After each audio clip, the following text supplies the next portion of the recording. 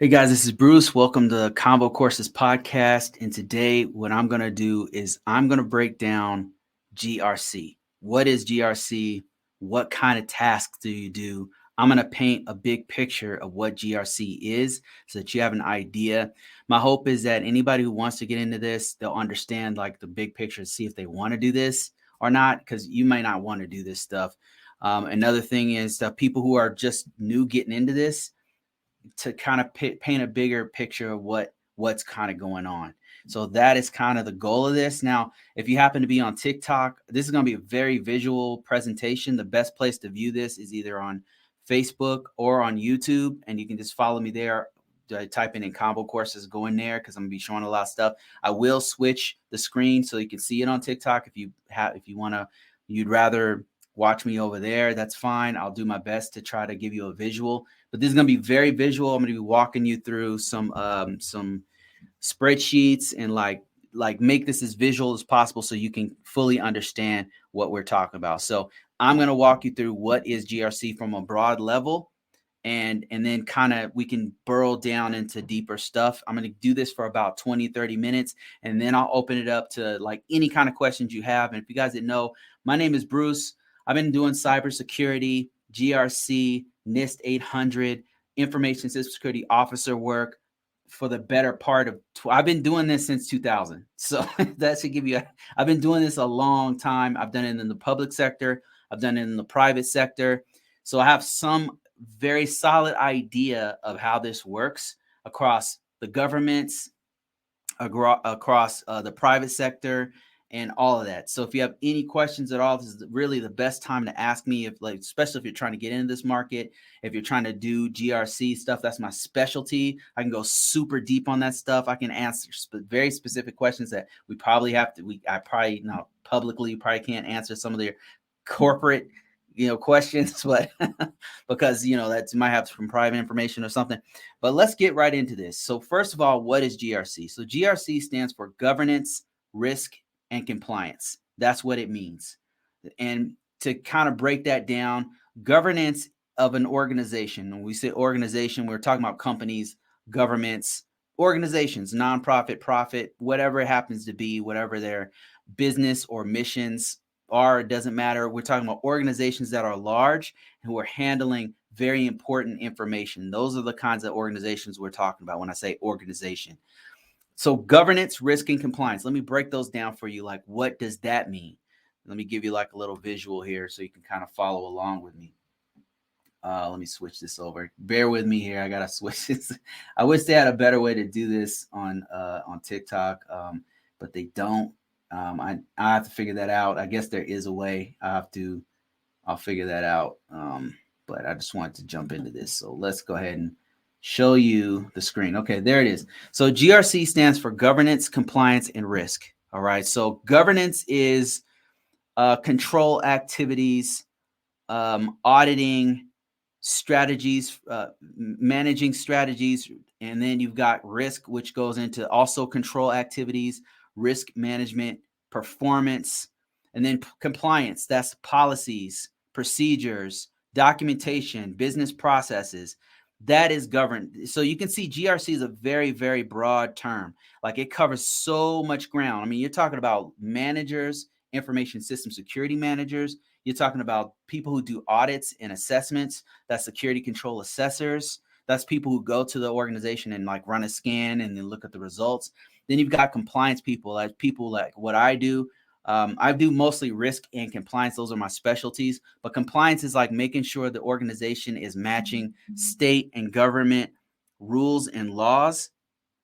And those are important when you think about like protection of your own private information. Like if you ever, go to a store, you want to make sure your data is protected. Like people aren't going to be able to just steal your credit card information.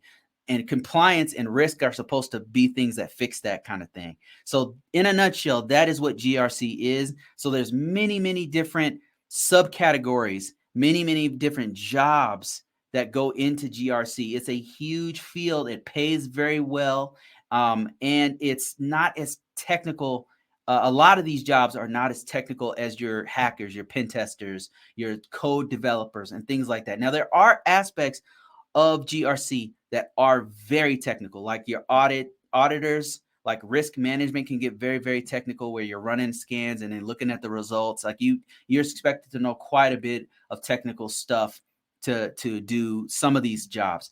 But my point is, it's very, very broad. It covers a lot of ground. It pays very well. We do not have enough people to do this kind of stuff. So if you're trying to get in this, but you're not super technical, or you're an IT guy, like this is my real specialty. If you're an IT dude and you're trying to get in, you're trying to level up, this is a great opportunity for you because there is not enough people to do this work. And I'm telling you, let me just give you a breakdown of that, because that deserves a little bit of more time.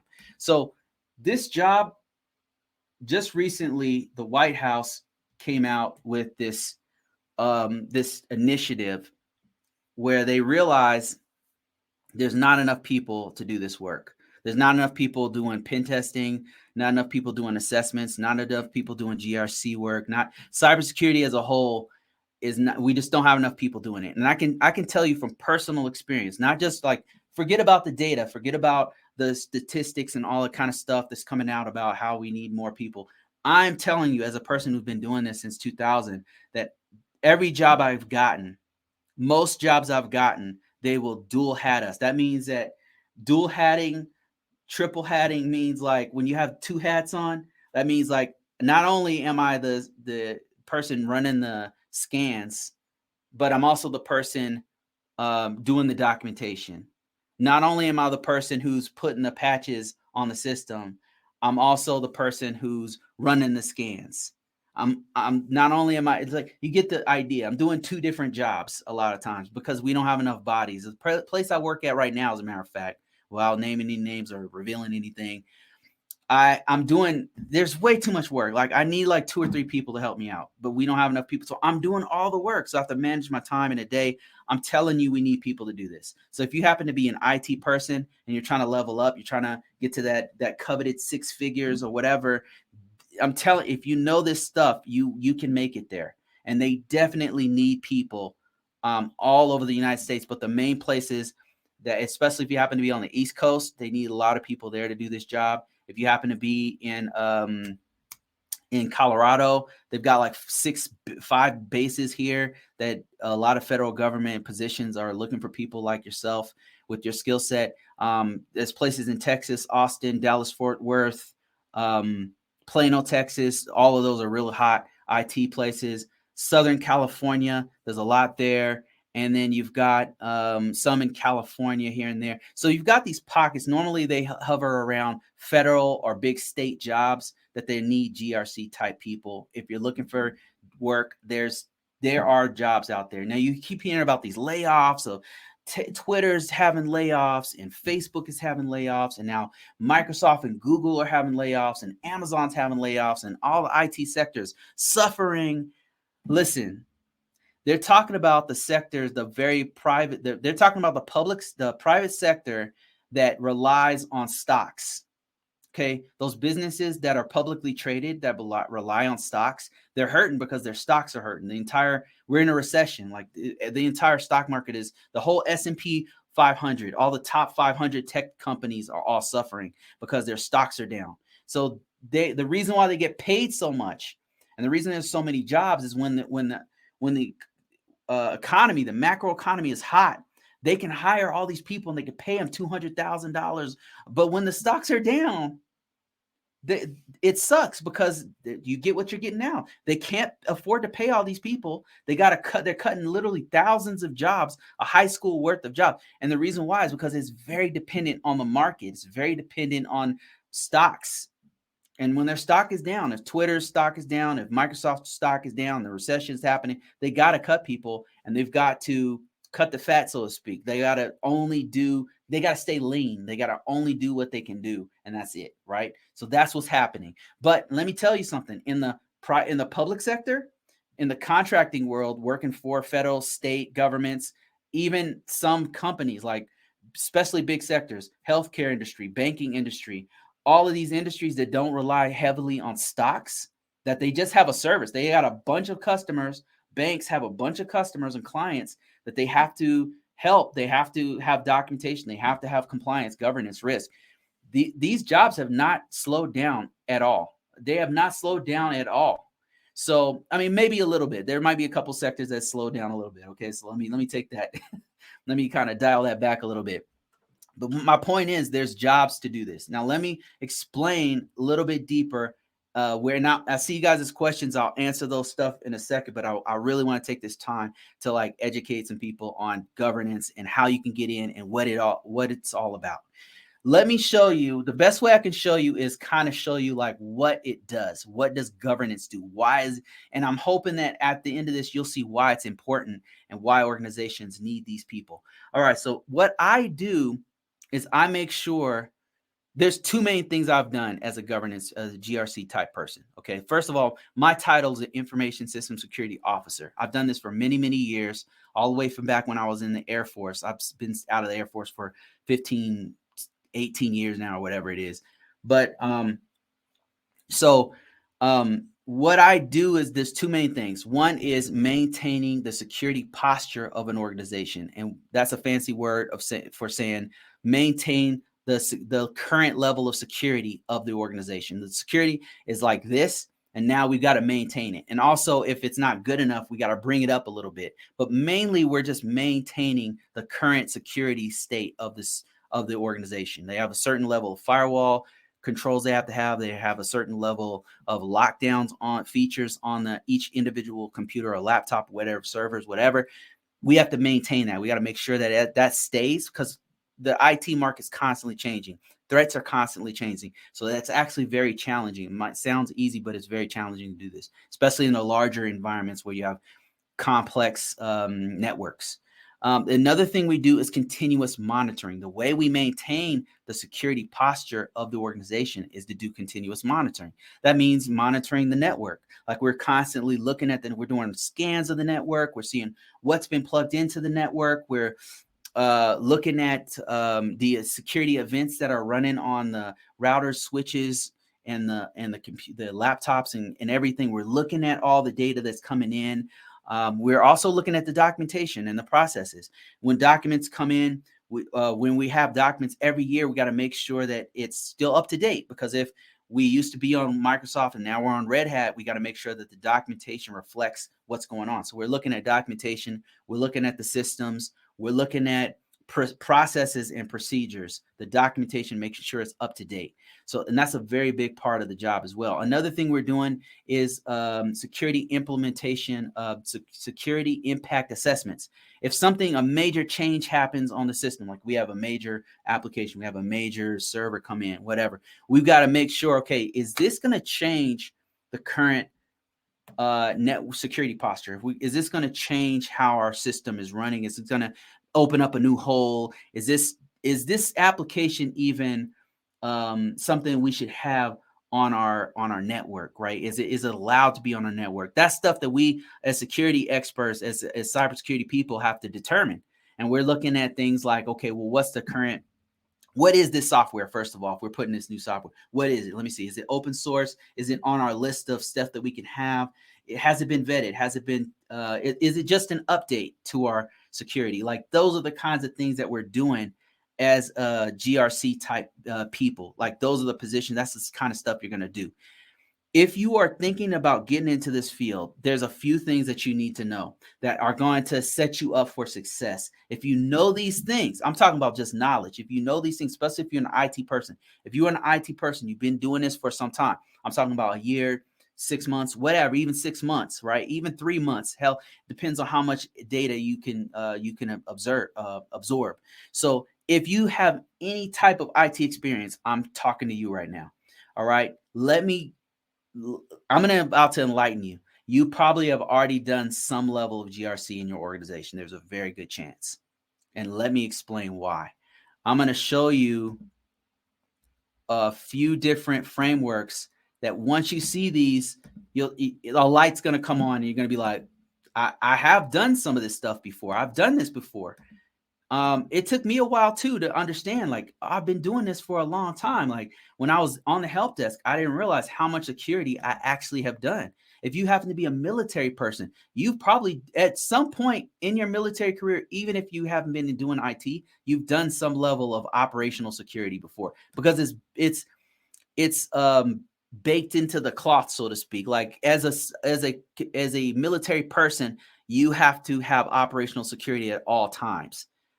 So if you have done, there's a few fields that lend themselves to these things. One is, of course, IT services, any kind, like help desk, customer service, technical services, even cable jockeys at some point. If you have been in the military, you've had some exposure to physical security, operational security.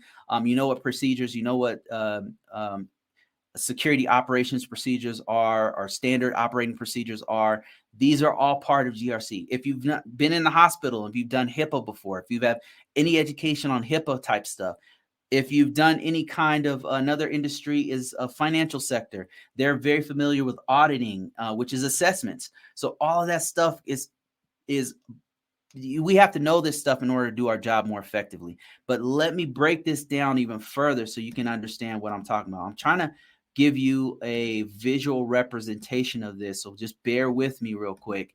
I've got a couple things prepared that I'm going to show you now. This is going to be a little bit shaky on because I haven't nailed down my process here on TikTok, so just give me a second here. I got to switch the screen so I can show you what we're looking at on YouTube. Now, if you want to get a better picture of what we're talking about, the best thing to do is switch to YouTube. I'm called Convocourses on YouTube and Facebook. If you want to have a better visual of this. But here we go. Let me switch this over at YouTube here, or YouTube and Facebook. Okay, so what you're looking at are what's called security controls. If you have done any of these things before, you have dipped your toe into GRC. And it more than likely you have. You probably don't know what you're looking at right now, but let me kind of explain it. Let me just take a couple out that you probably have exposure to. So AC controls are access controls. If you've ever had anything to do with access controls, controlling access into the environment, if you've opened up accounts, if you've closed accounts, user accounts, if you've changed passwords, that's actual identification and authentication. So you've done that before. If you've ever had a security incident where somebody tried to break in, or there was a breach or a data leak, and you had to do anything with this, that's called incident response. If you've done any kind of maintenance on some of the main systems, yeah, that's right. Maintenance is a part of this. So it's very important that an organization has continuous maintenance on the organization. That means you've done some piece of GRC. You see how broad this is? Yeah. So see how broad this is? If you've ever done training, if you've done turned on audit logs, if you've done configuration management, if you've done contingency planning, like there's a disaster happens, what's the organization going to do if there's a disaster? If you've written these, if you've participated in these, if you had to close the systems off, take them out, and then set up another alternate site, that is contingency planning, disaster recovery. All of these things are part of GRC. You just have to know how to put this in your resume. Now, let me show you. This is government stuff, by the way. This is government. If you've done this stuff, you have this on your resume. You are familiar with these. These are security best practices. These are done all over the industry. Now, the private sector uses something called CIS controls. And even if they're not using, quote unquote, specifically these CIS controls, they're using the best practices that are in the CIS controls. And let me explain what I'm talking about here. What you're seeing here is a map of CIS controls that maps directly to some of the government controls. What you'll notice is that there's a lot of overlap. See, on the right-hand side over here, you have government controls. Government, actually, these apply to anyone, not just government, but they came from the NIST, which is a government agency. But these are for any kind of, these can be used in the private sector as well, is what I'm trying to tell you. So these are all federal subcategories that map to security controls. These are private sector CIS controls. Now, let me show you what we're talking about here. Now, I mentioned, like, if you've ever done any of the stuff on the list that I showed you before, yeah, you've done some level of security compliance. You've done some level of what's called GRC. You've done security practices, but let me show you what I'm talking about here. Let's say you've set up an account before and you had to change passwords on it. You had to set up a bunch of people and you had to do passwords. So look, check this out. Every organization has to have unique passwords, not only a unique username, but a unique password. Have you set that up? So if you have, that's CIS 5.2. So you can, once you read through what these controls are, you can put this stuff on your resume. You just have to know how to annotate it. Now, if you're interested in how to actually annotate this stuff on your resume, let me just kind of enlighten you guys real quick. This is another thing I have a specialty on. I've got a couple books that I've written about this. And if you're interested in that, you can find them in on my site, convocourses.com, but you can also find these on Amazon. Wherever you happen to shop for books, you can actually find these.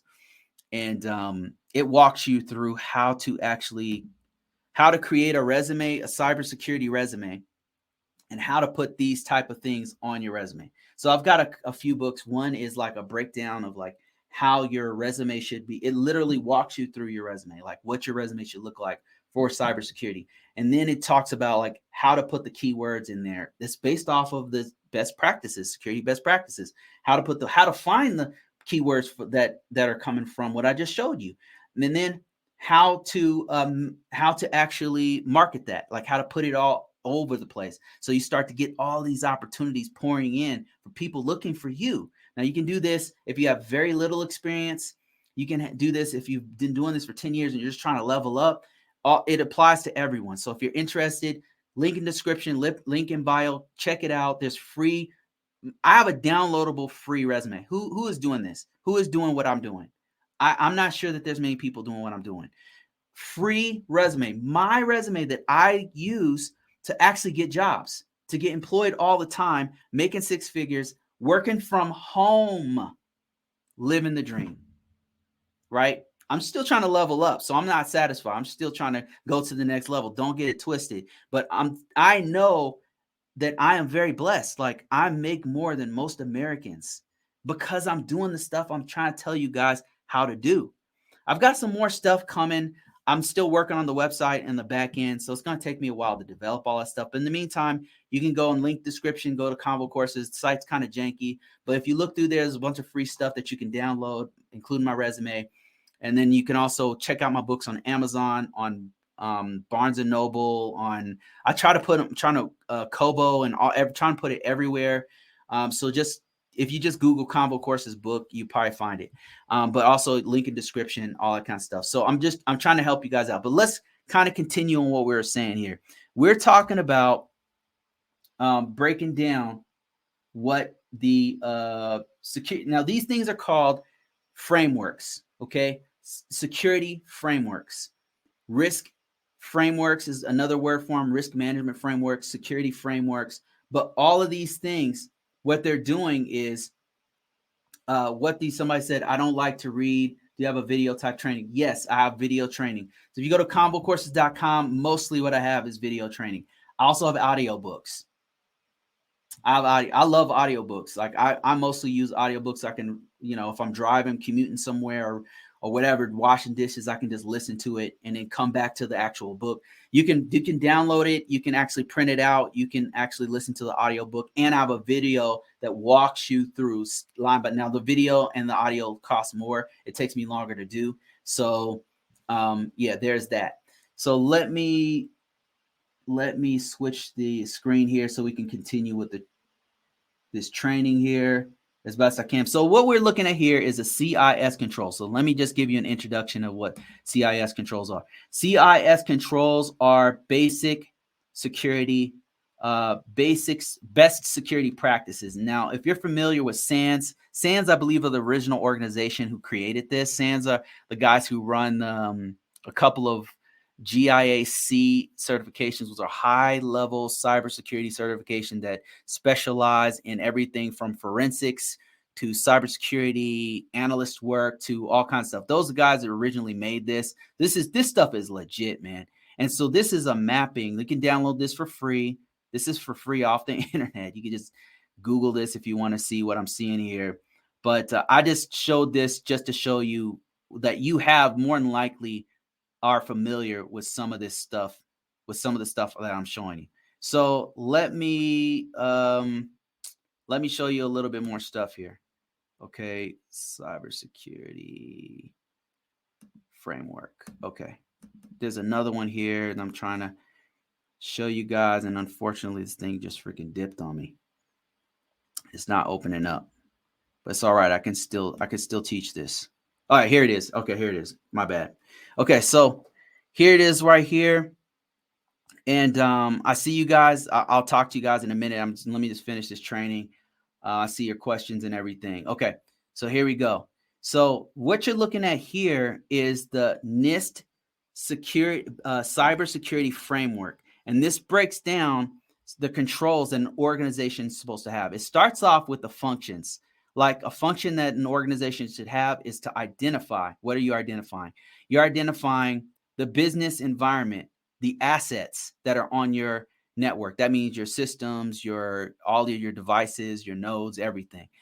Your risk assessment. Does the organization have a risk assessment? Does the organization have risk management? Does the organization have a supply chain risk management? Another thing that the organization is supposed to do, another function, is to protect. What are they protecting?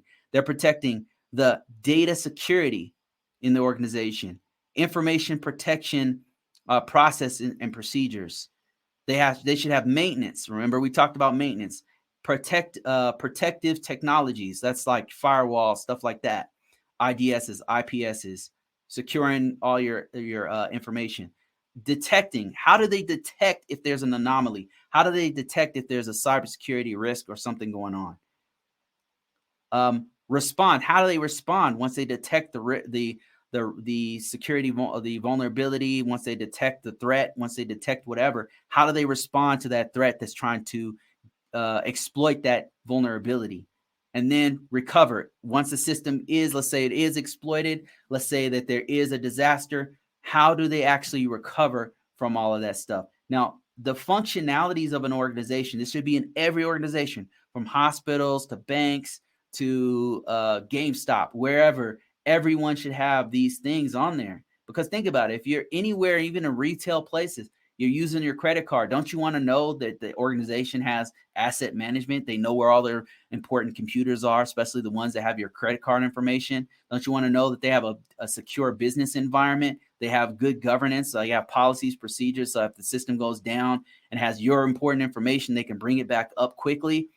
These are all things that every organization should have, even if it's a government. It doesn't even matter. Like, everybody should have this. Then they break it up into subcategories, and I'll just read a couple here. One is making sure that the organization has a physical, they know where their physical devices are and their software is. They're keeping track of all that stuff. And then it breaks each one of these down into the different controls families. And these map to the NIST, the CIS controls, international controls. And then you can even map these to actual government security frameworks. So if you know one security framework, it's very easy to understand all of these, because they all follow the same basic security practices. So just kind of to bring this home and just to kind of explain like why this is so important, why this makes so much money, is because it's a very important job. That's why it does so well. It's a very important job for every organization to have, to protect our data. Whenever you go to the store, that's our data. If you go to your bank, that's our data. If you go to the hospital, that's our data. GRC is there to protect our data.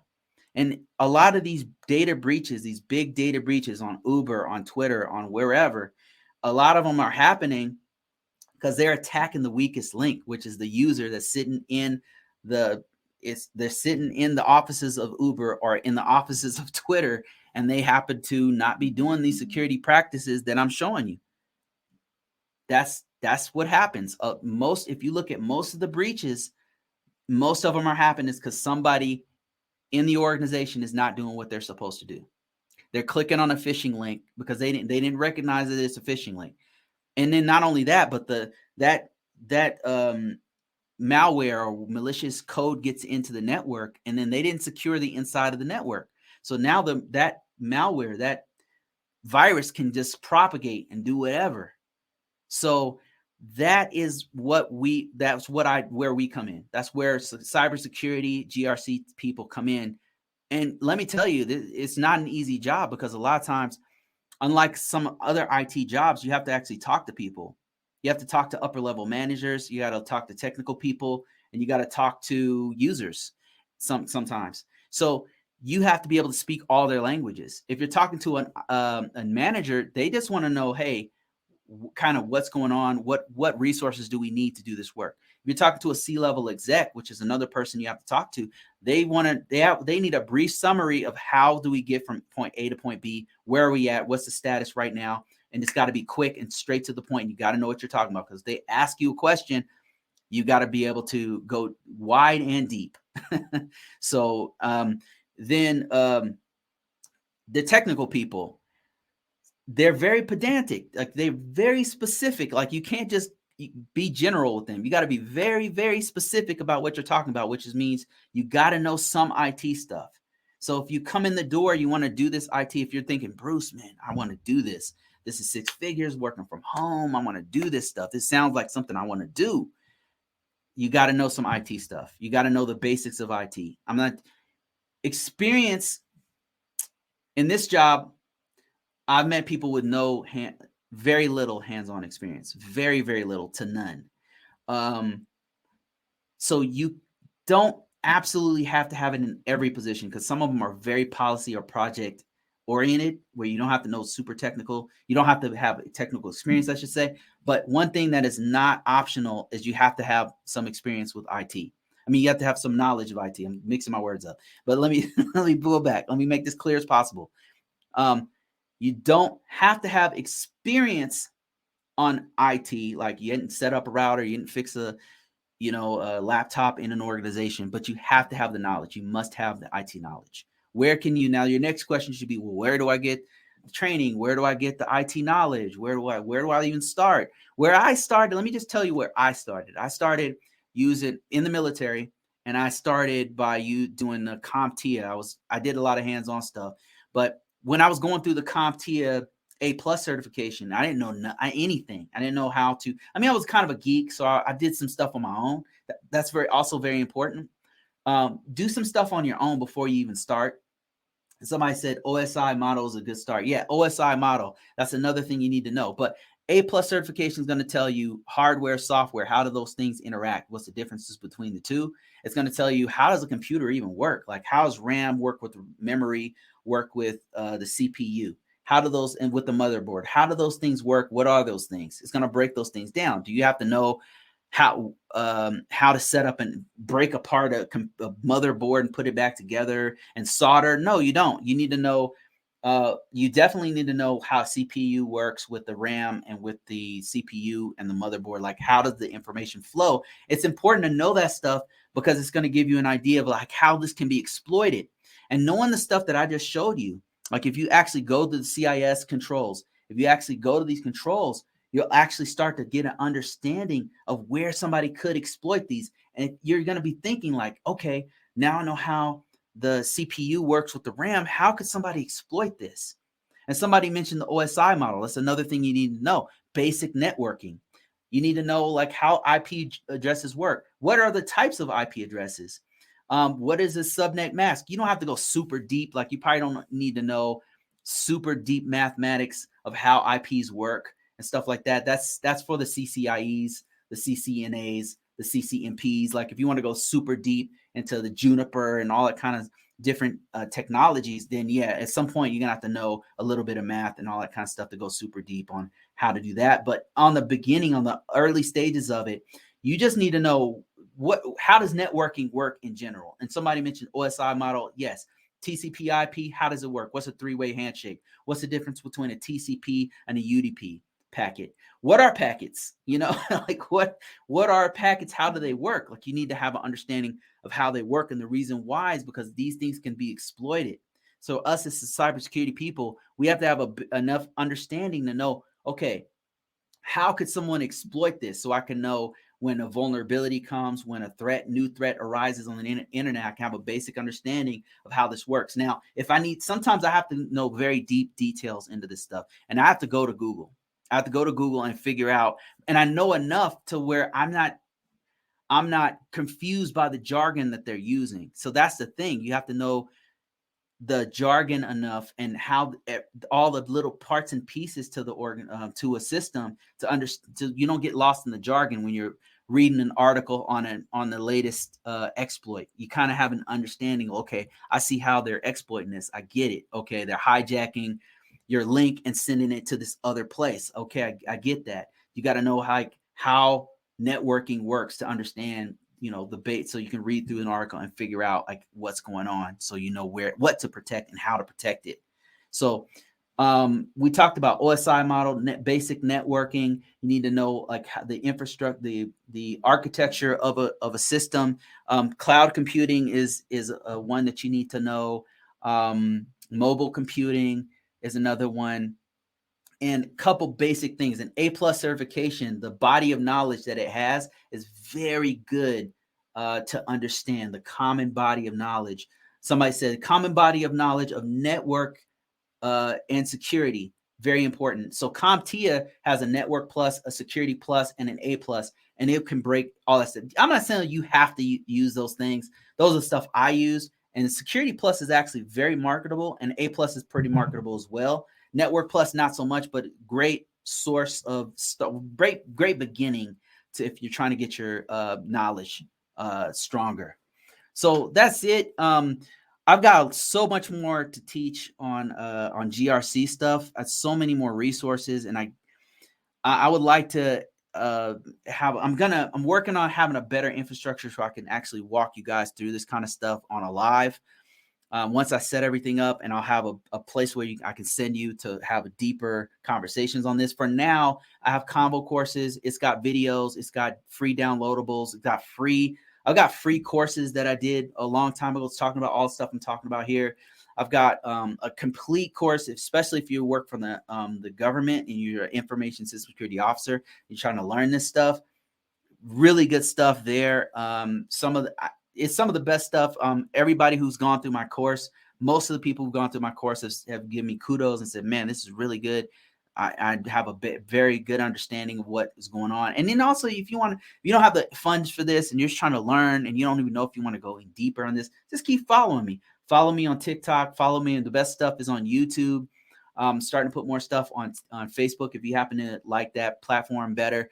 But I've got tons of free stuff I've got literally hours and hours and days and weeks of worth of stuff that I've taught over the years. I've been doing this since, 2014 that I've been posting stuff. So go ahead and check it out. And let me go through some of these questions. Okay. KP55 says, just stopping by to say hi. How you doing, KP? Appreciate you. This guy's been following me for like a long time. Let me see. I've got some other questions here on TikTok that I'll answer. Are you on LinkedIn? Yes, I'm on LinkedIn. Let me see if I can show you guys my LinkedIn account. If you guys want to join me on LinkedIn, my complete resume is there. You can see I'm a real person. I don't put my personal information on social media at all, but all the stuff that you need to reach me is all there. So let me just log into this site, and I'll show you guys how you can join me on LinkedIn. I'm on LinkedIn. I've got two different ones on LinkedIn. If you go to LinkedIn, type in Convocourses, you'll find me. You'll find my actual Convocourses stuff where I post stuff like this on there. It's my business site, but then also let me show you guys my actual LinkedIn page. It's probably more useful to you, so you can get an idea how to actually build your LinkedIn page. Here I am on LinkedIn. You go to LinkedIn and you type in hold on, let me switch this. Oh, here we go. So if you type in, my link is Bruce-CISSP-RMF. If you type in let's see, Bruce, if I can type Bruce CISSP, RMF. You should be able to find me. Nope, I was wrong. But oh, here I am. Yep, people. Go to people, and then there I am right there. Bruce, CISSP, RMF, and you'll find me under people. And what I would do if I were you, especially if you're trying to get in this field, is copy what I did here. Don't copy what I say, copy what I do. If you do that, you'll be successful. But there I am on LinkedIn. Let me see, what's the next question? Next question is, let me see. You are one of my favorite resources. Thanks, man. I appreciate that. I got a lot more coming. I'm going to start from the very beginning. I got so many questions and stuff on TikTok, and if you guys are on following me on Facebook, on YouTube, and Twitter, I will be answering questions on all of these platforms. I don't know why I even keep Twitter around, to be honest with you. I don't know what's the purpose of it. I don't know. I have no following there, nothing, but I just figured it's one of the biggest platforms, so I better. Okay. If you're in cyber, you have to know a lot about a lot. I would say it really depends on your job, but you have the right idea. Like cybersecurity people tend to have, they tend to be a master of none, but a jack of all trades. They tend to have many different skill sets, but they're not usually deep in one thing.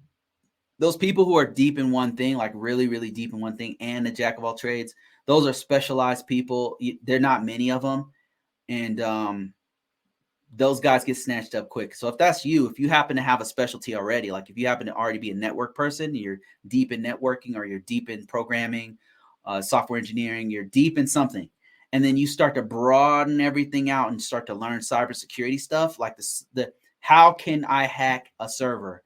What kinds of best security practices do I put on a server and versus a workstation versus a router? Like if once you start knowing stuff like that, what kind of security features in an organization should you have? Once you start knowing stuff like that, you're going to be highly sought after, especially if it's on your resume. That's what's happened to me. I'm very deep in one thing, but also I know cybersecurity. So I'm highly sought after. I don't have a problem getting a job. I'll put it to you that way. And I'm trying to help other people to get where I'm at, because I know this, this world's hard enough, like, especially with the recession and us being in this capitalistic world, like money is this, like we need it to survive. Right. So I'm trying to do this because I really don't have a problem with income. And I've been able to use my large income to actually start businesses, buy real estate, do other things I like to do. And I want this for other people who are interested. If you happen to be one of these people who are willing to do the work, who are willing to study, who are listening to what I'm saying, and willing to be mentored, this is your opportunity.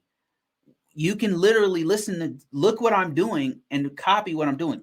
Listen to what I'm saying and implement it in your own life, and this can change your whole life. You know what I'm saying? I mean, I have been traveling the world doing this stuff because I work remotely. I have had a great life. I mean, it's not perfect. I'm not, I have the same problems everybody else has. The difference is that I make $100,000 a year.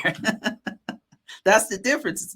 And it's definitely helpful. Like, money is not going to make you happier, but it's definitely going to take some problems away. Like, you're going to be able to fix a lot of problems that you might not otherwise have been able to fix. You know what I mean? Like, and this is not an easy position. This is not easy what I do. Like, on the week when I turn this off, and Monday hits, I'm in my job. I'm sitting in a chair doing my job all day, and it's not easy, so this is not get rich quick by any stretch of the imagination. But I'm telling you, if I can do this, you can do it too. If you want to change your current situation, so that's why I'm doing this. That's why I talk about this stuff.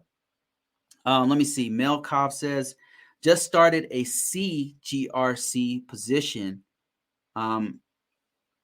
Okay, just started a CGRC position.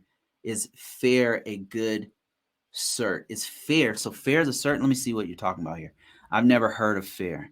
It's always a bad sign if I have not heard of this of the certification. Like people keep asking me about the IBM cybersecurity cert. I'm not saying I don't think it's necessarily bad. I take that back. I don't think it's bad. It's just one of the best things about a cert. Some of them are very marketable. Like in other words, once you put it on your resume, it's going to reach some. It's going to bring you some job opportunities.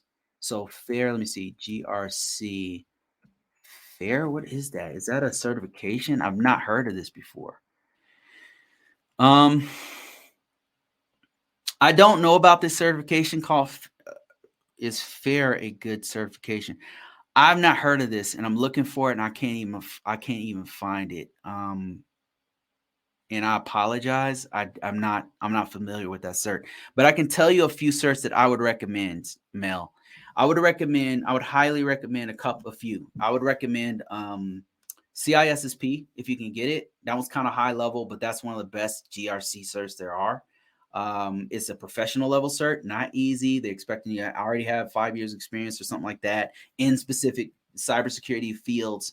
But that's one of the top ones. Another one is called CRISC from ISACA.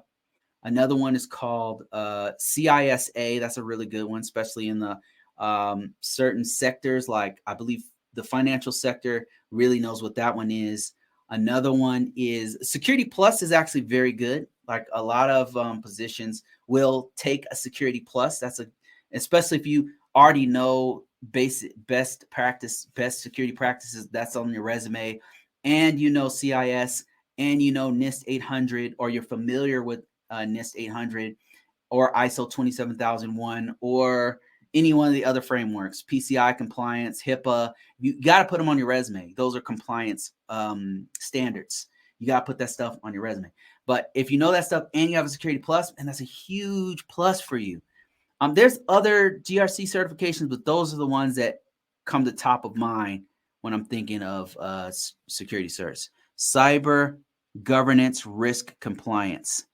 Oh, that's what you mean. Okay, I misread your comment. I'm sorry. So you're saying, so I've not heard of that one, but what I can do is I can do some quick research on this one.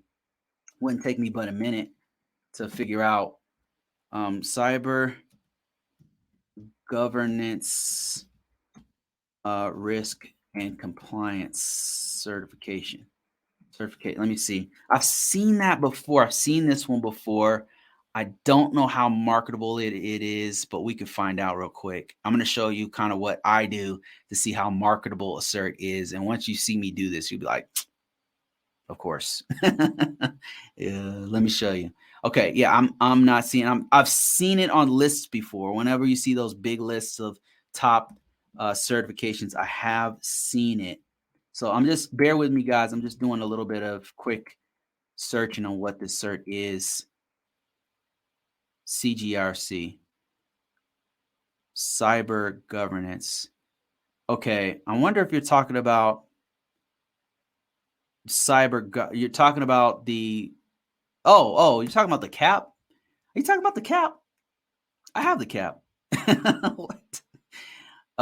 Yeah, okay. Maybe let me see if you're talking about this one, and let me show you my screen real quick. I have the certification. They just recently changed the name of it to CGRC. Yeah, this is actually one of the better certifications for GRC. So they recently changed it to, it's called certified, if I'm not mistaken, certified in governance, risk, and compliance, not cyber governance, risk, and compliance. So yeah, so they recently changed the name. Is it a good cert? Yeah, I mean, it's very focused on NIST 800 security controls. The process. So it's actually focused on NIST 837, which is called Risk Management Framework. So is it good? Yes, it's a good certification. I'm speaking from somebody who has it, and it's something that it's kind of a feather in my cap. You know, it's my specialty. So when I put it on there, it means something. So yeah, it's going to mean something to especially organizations who focused on the NIST 800. Here's some of the areas, the domains that you have to know.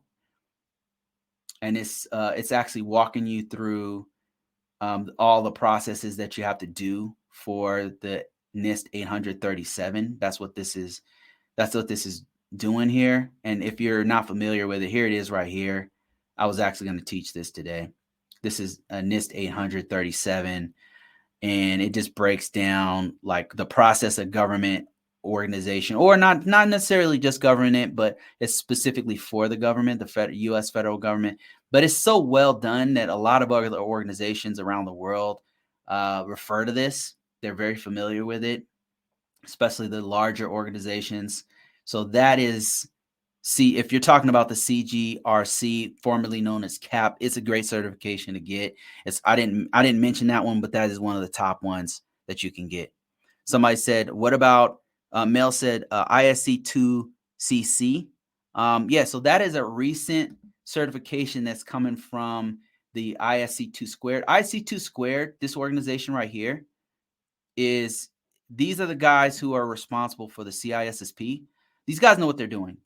So the great thing about this organization here, and it's, if you are wanting to get to this organization, it's just isc2.org. And so this organization, they're very good at breaking down what you need to know for a certification. And they're even better at marketing. And that's why CISSP is one of the best. It is considered, everybody knows what it is. That's the thing. When you're talking about certifications, organizations, the HR department, the managers, the C-level execs, they have to know what it is, because they use that to vet, to determine whether or not you know what you're talking about, whether it's with cloud or networking or whatever specialization or subject matter expert you happen to be in. If you have a certification in it, it's basically telling the world, hey, this person knows. It's kind of like the equivalent of like a bar. When a lawyer passes the bar, it's an indication that this person knows the law. Right now, that being said, you can't just go off a certification. You have to actually know what you're doing. So at some point, they're going to test you on it. Somebody's going to check you. So don't lie. Don't lie about it. Know what you're talking about. All right. So let me see. I work in healthcare. We use High Trust. Oh, wow. Really? So is High Trust let me see. I didn't know about this High Trust. You just educated me, man. I'm excited. High Trust. Is that a certification, or is that what is that? I want to know what this is. High Trust Alliance. Information risk management. Look at that. Holy crap, I probably already know this.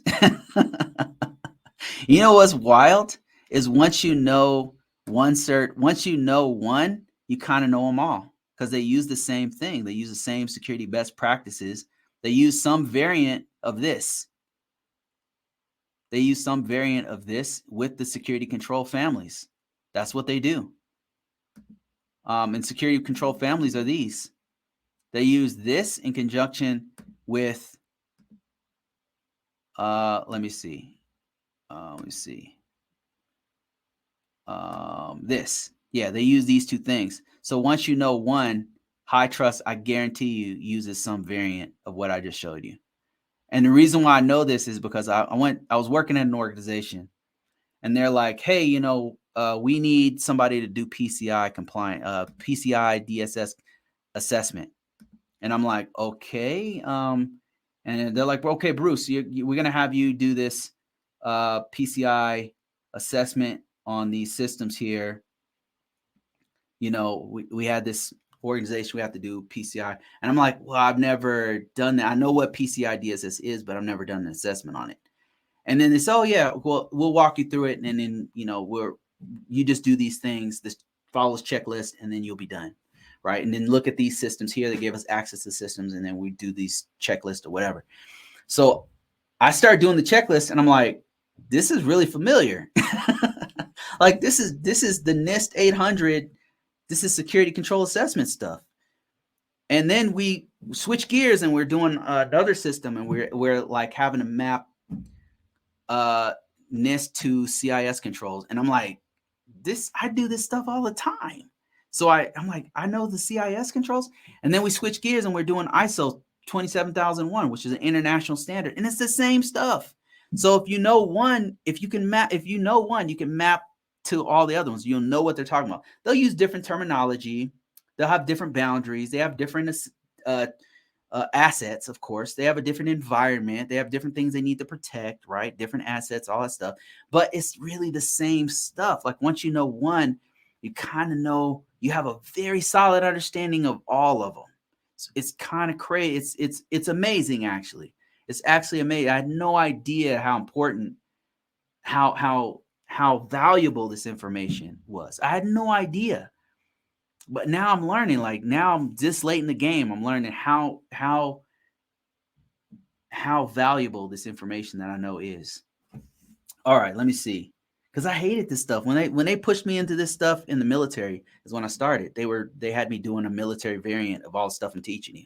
And I hated it. I wanted to be a hacker or something, you know, like set up firewalls or something. And I got to do all that kind of stuff. But what I learned is that field, all these other fields that are very technical and very narrow, like if you're networking or if you're doing firewalls, and each one of those, not only are they very competitive, but they change hourly. And that's not hyperbole. I'm not exaggerating. They change hourly. So if you haven't touched it in 3 months, you're out of pocket. Like you don't know what the hell you're talking about. If you haven't touched it in 3 months, there's going to be new stuff that comes in. There's going to be new patches, new configurations, new this, new that. I mean, commands probably be the same, but there's a new iOS for Cisco router. I used to be a CCNA guy. I used to be a guy set up networks. It was a long time ago. It was like 10 years ago. And now if I come in, now they're doing virtualized networks. They're doing all kinds of stuff I've never even heard of before. And so to do that stuff, I'd have to know I'd have to start from scratch because I've been out of it too long. But there's some stuff I haven't done in when I was out of, let me just give you an example. I was out of this field doing GRC stuff for 3 years. I didn't do it for 3. I was tired of it. I was like, I don't want to do it. Got out of the military and I was a Unix administrator and I was doing networking stuff. I was doing all hands-on stuff that I like to do. And I had been out of GRC, information security officer work for 3 years. And then I quit my old job, which was very competitive and you had to know all the time, be on top of your game. And didn't even pay that much. And then I went over back to my roots, which is this stuff, GRC stuff, policies, procedures. And then I picked it up like that because it doesn't change as often. It's evergreen. It changes maybe every 6-7 years, like literally like every 6-7 years, they'll do an upgrade and it's built on the stuff that they did before. So a lot of times it's not that big of a stretch. I mean, the NIST 837 changed from Rev 3 to Rev 4, Rev 1 to Rev 2. And it's not that big of a change. I mean, Rev 1 to Rev 2, and the security controls have changed a bit, but even those haven't changed that much. So, all right, let me see. I got some more questions here. I'm not going to answer too many more. Somebody said, everyone hates cyber, infrastructure calls us the dark side. That's a great comment. Why everyone hates cyber. Oh, that's a good one, man. That's so true. They freaking hate our guts.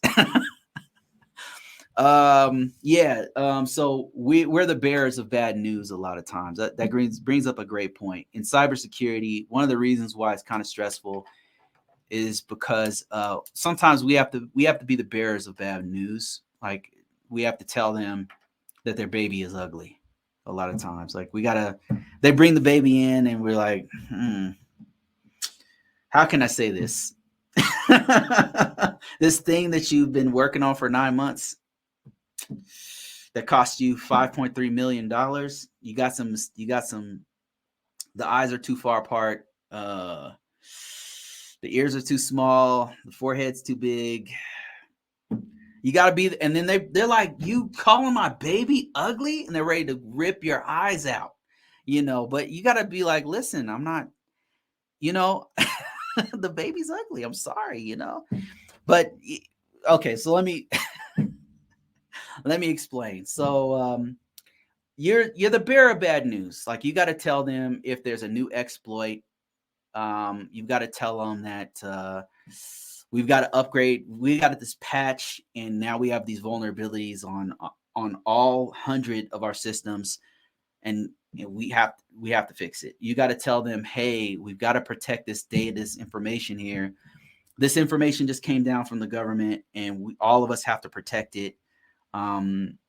How can we protect it, right? And the organization's thinking to themselves, okay, we just spent our budget on taking our infrastructure to the cloud. Like that was $3.5 million. Now you're telling us we got this other job on top of that. We got another $400,000 worth of work we got to do on the system. Is that what you're telling me?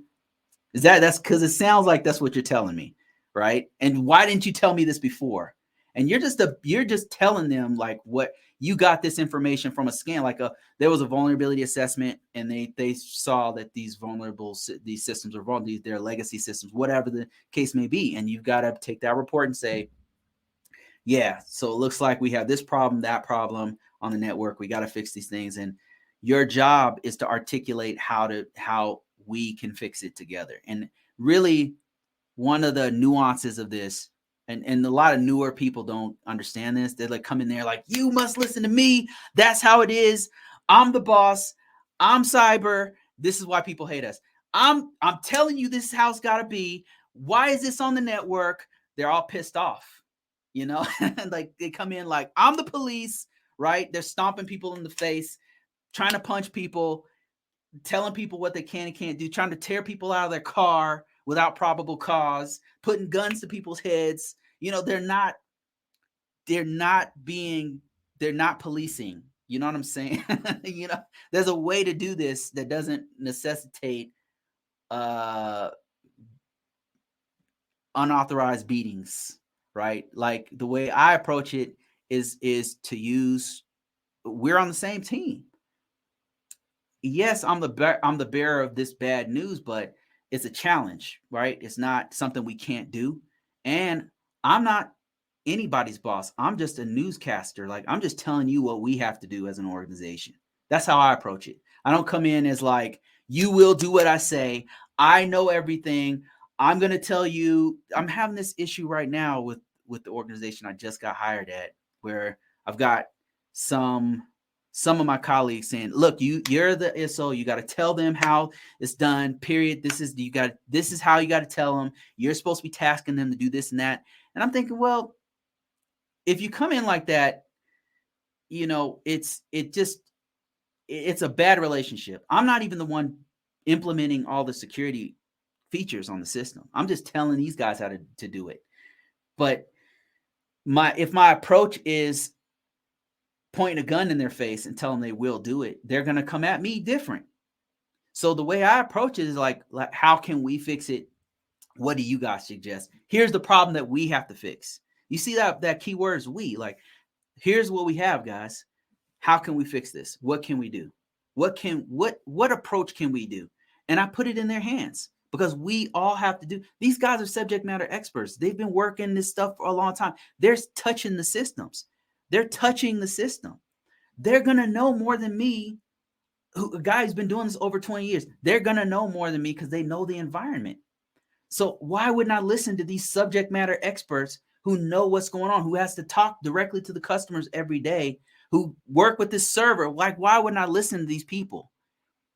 But some noobs, like somebody said, cybersecurity people will come in and say, you will listen to me. This is how it's going to go. Why are you guys doing it? And then they panic. Like, don't panic. Don't panic. Don't. First of all, let me tell you, this job takes a lot of emotional intelligence. This is not something that is put on a pedestal, like a high IQ of mathematics, or, somebody who can code in their sleep, or, they're making movies about these guys, or Elon Musk or whoever, genius engineers and stuff like that. These guys are put on these pedestals, right, in our society, and rightly so, right? I'm not trying to take anything from their brilliance, whatever, regardless of what kind of controversial political stuff you want to put on these guys. They're brilliant people. They're brilliant engineers. They know, they're very smart guys, right? And that's in our society is put on a high pedestal. What's not put on a high pedestal is emotional intelligence. And that is exactly what you need as a cybersecurity person, especially a person who's put in charge of managing the security risk in an organization or on a specific system. You got to have a high level of emotional intelligence where you are empathetic to the client or to the IT person who's implementing or to the C-level exec who you're talking to. You are empathetic to them. You're on the team, you're their team, you're feeling their pain and trying to figure out, okay, what can we do to fix this? Right? What can we do to get around? What solutions can we use to get this fixed? Because here's the problem. We all have to look at the worst thing you can do is not report the problem, not tell them, be too afraid to tell them. We have to have the emotional fortitude, emotional intelligence to come to them with the problem and then stay with them to come up with a solution and then articulate that solution to upper level management and say, look, it's going to take X amount of time, right? Don't sugarcoat it. Like it's going to take 8 months. Like that's what my IT guys are telling me. It's going to take 8 months to fix this. What can we do in the meantime? Is there anything we can do? Is there a document we can write? Is there mitigations we can do? In other words, we can't have a firewall we can't put this thing behind the firewall, but maybe there's something that maybe we could lock down all the ports on it so that no hackers can get it. Because I understand the risk, but we can't do what the regulations are telling us to do. But maybe there's something workaround that we can do, and we'll just do some documentation if we get scanned or whatever to protect to CYA cover our ass about this stuff. So that's we're in the business of communicating the problems and gathering solutions. And that's, people hate us because we're the bearer of bad news, and people hate us because some of the noobs, the cybersecurity noobs, come in there, guns blazing. They point their gun in a person's face before they tell them, what's going on. Like nobody likes that. Who likes that? If you're in a traffic stop and the cop comes and taps on your damn window with a gun in their hand, like what are you doing, bro? Like what are you doing? Is this what they teach you in the police academy? That's not what I was taught when I was in the police academy. You're going to tap on somebody's window with a gun? It don't make no damn sense. And some security guys do that. And that's why they hate our guts, because we don't have enough people with the emotional intelligence to see from the perspective of the person that we're reaching out to. You know what I mean? And some people just don't have it in them to do it. And they shouldn't be cybersecurity people, in my personal opinion. If not this, maybe they could be a firewall guy, or they could be a SOC analyst or something else, but they can't do information security officer if they don't have emotional intelligence. They shouldn't do it, so that's why they hate us. And there's a solution. But okay, somebody said I apply on LinkedIn, recruiters reach out, but I don't hear back. In school for IT. So Ajax, if you're watching me, I have a solution for this. I get a lot of this. Download my free resume. So I've got, if you link in bio, link in profile, whatever, like you'll find it. It's free. Download it. And what you need to have is an ATS style resume, and it has to have the keywords on it. You need more recruit. What I found, let me just tell you what I've done to get these jobs, get so many opportunities. What I do is I get so many opportunities that I have to turn stuff down weekly. Weekly, I'm turning down 2 or 3 different positions, right? I'm weekly turning. And what I try to do is like not even read them, because I'll be too tempted to leave. So sometimes people will call me or message me directly. I was like, hey, I'm not in the job market right now. I'm good. But I can send these out to you guys. So sometimes I'll send out these messages on TikTok or wherever about these jobs, opportunities we get. They sound good, but I'm already working. I have so many opportunities coming in that I'm just turning stuff down. And so what you're going to do, somebody said I lost audio. Can you guys hear me?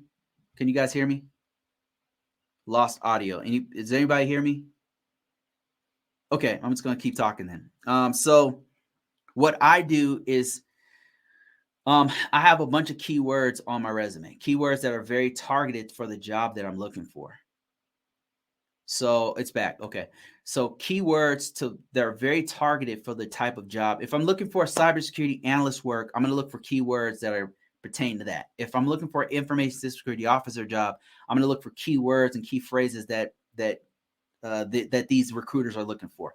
If I'm looking for a cybersecurity, a firewall job, then I'll, whatever the case may be, I create a resume and a profile to key in on that particular job. Another thing I do is I put it on all platforms, not just LinkedIn. You can't just rely on LinkedIn. Most of my jobs don't even come from LinkedIn. You got to go on Monster, Dice, Indeed.com, ZipRecruiter, Career Builder, USA Jobs. I would take the top at least 10 and fully fill those out. It's going to take you some time, probably take you a day and a half to do it. First, work on your resume, put all the keywords, focus a targeted resume, then upload that resume, ATS style resume, on all these different platforms. You're basically marketing yourself. You're allowing all these things to come in so that at some point something's gonna is gonna convert. Like somebody's gonna call you back, somebody's going to be interested, all that kind of stuff. I notice in recessions I have a harder time getting positions, but I'm still getting positions. Like there's less jobs in a recession, but there's not no jobs. You know what I mean? Like there's jobs out there, just not as many when the economy's good. So that might be another reason. So those are the things that I would do, Ajax, if you're still watching. You just got to market yourself better. I've found that especially if you have experience, man, you're 10 steps ahead of most people. And you should not only be able to get a job, but get a high paying job if you know how to market yourself. So let me see. Please, where can I find your resume and template? Okay, if you go right now to convocourses.com. Now, I apologize for the state of the site. I'm working on it. I'm trying to get a better way to filter people so that they know where my resumes are versus my GRC templates versus my whatever. I'm working on that. It's going to take me a while. I'd be doing that right now if I wasn't doing this live.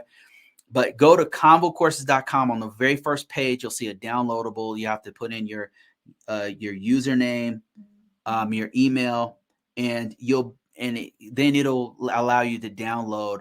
And then I've got some other offers there too. It'll allow you to download the resume, and it's my resume that I've used. I kind of shortened it up, tweaked it so that you have what you're supposed to do. Like it gives you a very good idea of what you're supposed to do. Now, if you want to go a little bit further, you want to have a walkthrough. I've got a book, an ebook, and a in-print book that you can download, and it walks you through exactly what I did to create this resume so you can do this for your resume.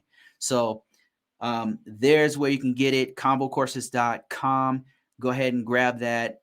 It has also impact and action statements, action and impact statements, how you word it, like pay special attention to how I word the different things. Like you want to put all that stuff in there. You want to have it secure, put your cybersecurity actions in there.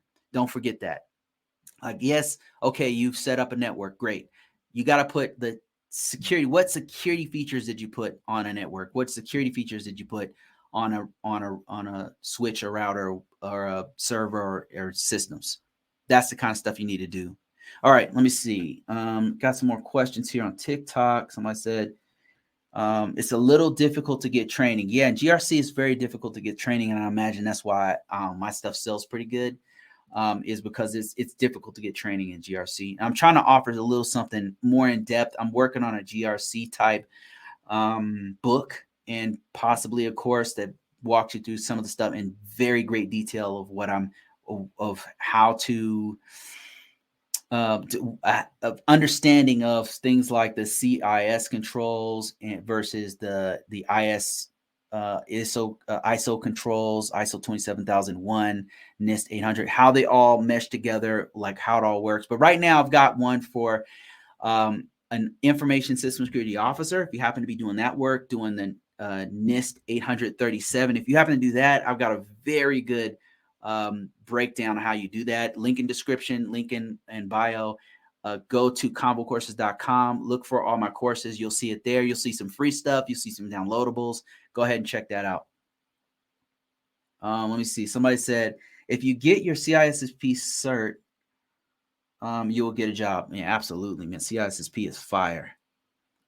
CISSP is very, I think they mean hard, very hard, but no experience.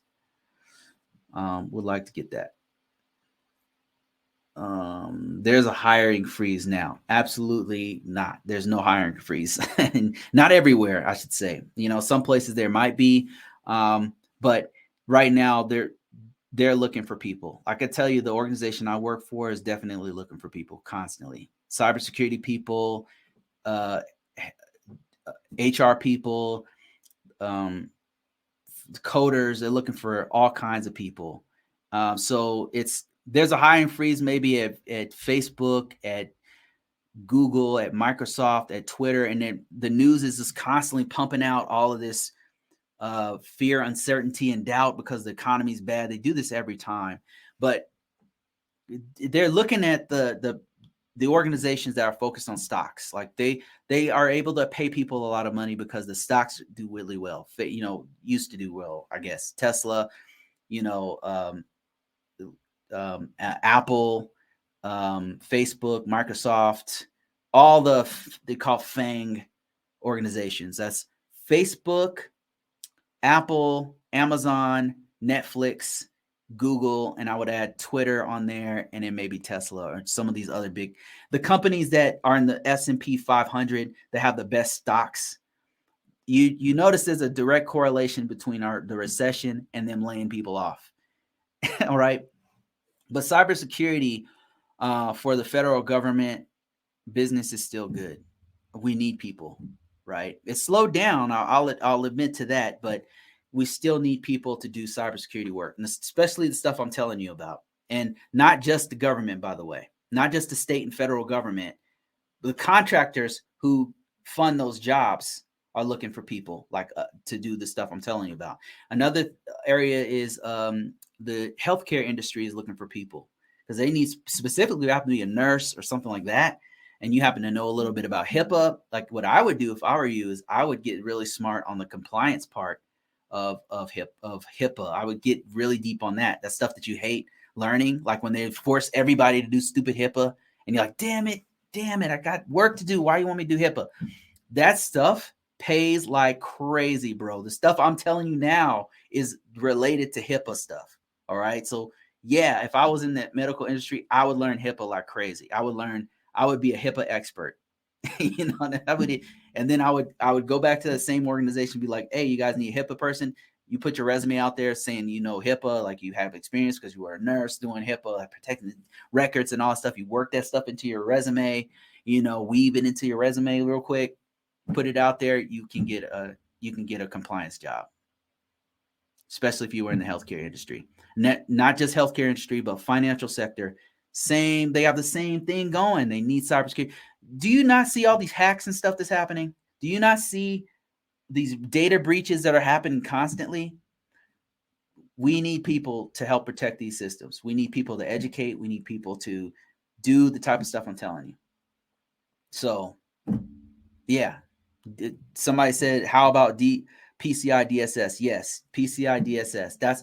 PCI DSS is protection of credit cards, the credit card industry. That's like whenever you go to Target, you go to Walmart, you go to name a big box, anywhere where you're sliding your card, anywhere you're using your credit card, actually. All those places that take a credit card, almost every place, right? They need to have what's called PCI DSS, which is a standard that protects anybody who has a credit card reader or takes credit card information. The systems that they have to put that information in have to be protected. It has to have a separate network, just to name a couple things. It has to have all the stuff that I was showing you. The organization has to know where all their systems are. They have to know what all software they have. They have to have things like antivirus on those systems. Like if it's a computer, it should have those things. Be on like a separate network, have to be encrypted. So firewalls, all that stuff has to be in their environment. All best practice, security best practice stuff. All that's PCI DSS. So yes, if you happen to know this, if you happen to be in the retail industry, if you've touched IT and you're in the retail industry, PCI DSS will be a good thing to know. You know, even if you haven't done it before, if you happen to have an IT background and you want to learn one of the security framework families, PCI DSS is another really good one. HIPAA for is for compliance for hospitals and healthcare industry. Retail, it goes really deep into CIS controls and PCI DSS.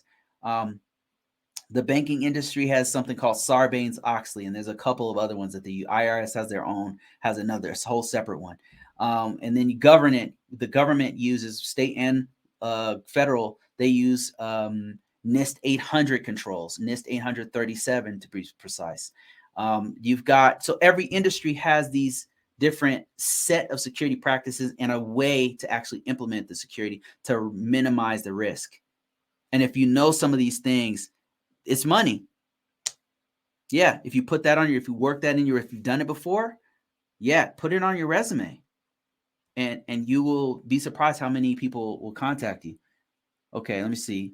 Somebody said, almost says, I got security plus and IT system admin and still can't get interviews. It's your resume. It's your resume. Every time people tell me this, and it's always their resume. And if you want to fix your resume, number one, you can download mine for free. It's in the link in description, link in bio. Check it out. Download that. Get an idea of what kind of resume, what you need to put on your resume. You'll notice that it's an ATS style, very simple format resume. And then you'll also notice that I have a lot of keywords that's catering to my industry, which is cybersecurity. You got to put a lot of keywords. These are things that technical recruiters want to see. If you do not know what keywords to put on there, go on LinkedIn. Do yourself a favor. Go on LinkedIn right now. Type in the industry you want. If it's IT system administrator, type that in there. Look at the people. Search for people, and then look at their resumes. Now, some people have, including mine, has a publicly available resume. Look at that resume and look at the keywords that they're using. The people on the top are especially should be of a special interest to you because those people have done it the correct way. They have written their resume, something the algorithm is picking up on something that they have done correctly. So you want to copy the types of keywords and key phrases and how they put it together. You want to copy what they're saying, not exactly. Obviously, you don't want to copy exactly what they're saying in line in the resume, obviously.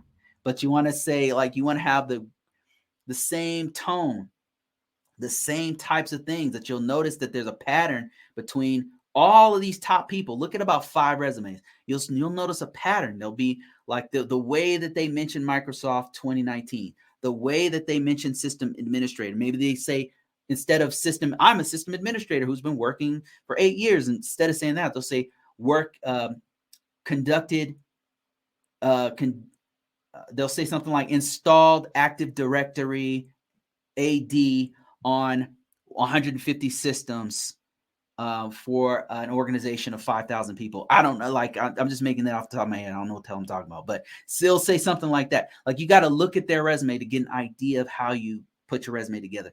Once you have a solid resume that's comparable to the ones that you have seen, and it is an ATS style resume, you need to put your resume on every flipping platform. And this is the part people do not hear me. They do not. I don't know if they don't understand what I'm saying. I'm not sure, but people do not do this. You need to put it on LinkedIn. LinkedIn is that's the beginning. Like, don't just put it on LinkedIn. Okay. Monster.com, dice.com, careerbuilder.com, ZipRecruiter. Put it on like 10 different job aggregators, like those job sites. Put on 10, like at least 10. I would, if you don't have a job, put on 100 of them. Your job should be posting resumes. Okay. And then when you get a job, now this is important. Once you get the position, once you get the interview, forget the job. Once you get the interview, you need to contact me and be like, Bruce, thank you. Thank you so much, because you owe me at least a thank you when you listen to what I'm telling you here, because you will get, if you do what I'm telling you to do, you will get an interview. You will get an interview. In fact, your problem will be choosing between which one you want. You'll get 2 or 3 interviews. You'll go through the interview and then you'll get 2 offers and you'll be like, your problem will be, which job do I take? That will be what your problem is. I've been doing this a long time, and I just told you the secret sauce. I just told you exactly what to do. You don't have to buy another damn thing. If you listen to exactly what I'm saying, you can literally do what I'm telling you to do, and you will get a job. The only thing I ask is give me a thumbs up, come back and say thank you, something. Like, Bruce, man, thanks a lot. I got a job. Thanks. Okay, let me see. Somebody said, it proves you know governance. You don't know the technology. If you okay, I don't know what he's saying there. Okay, let me see. Do you use IDS to monitor traffic in your work? We use we have it's a pretty large organization, and we have a security operations team. This is standard with large organizations.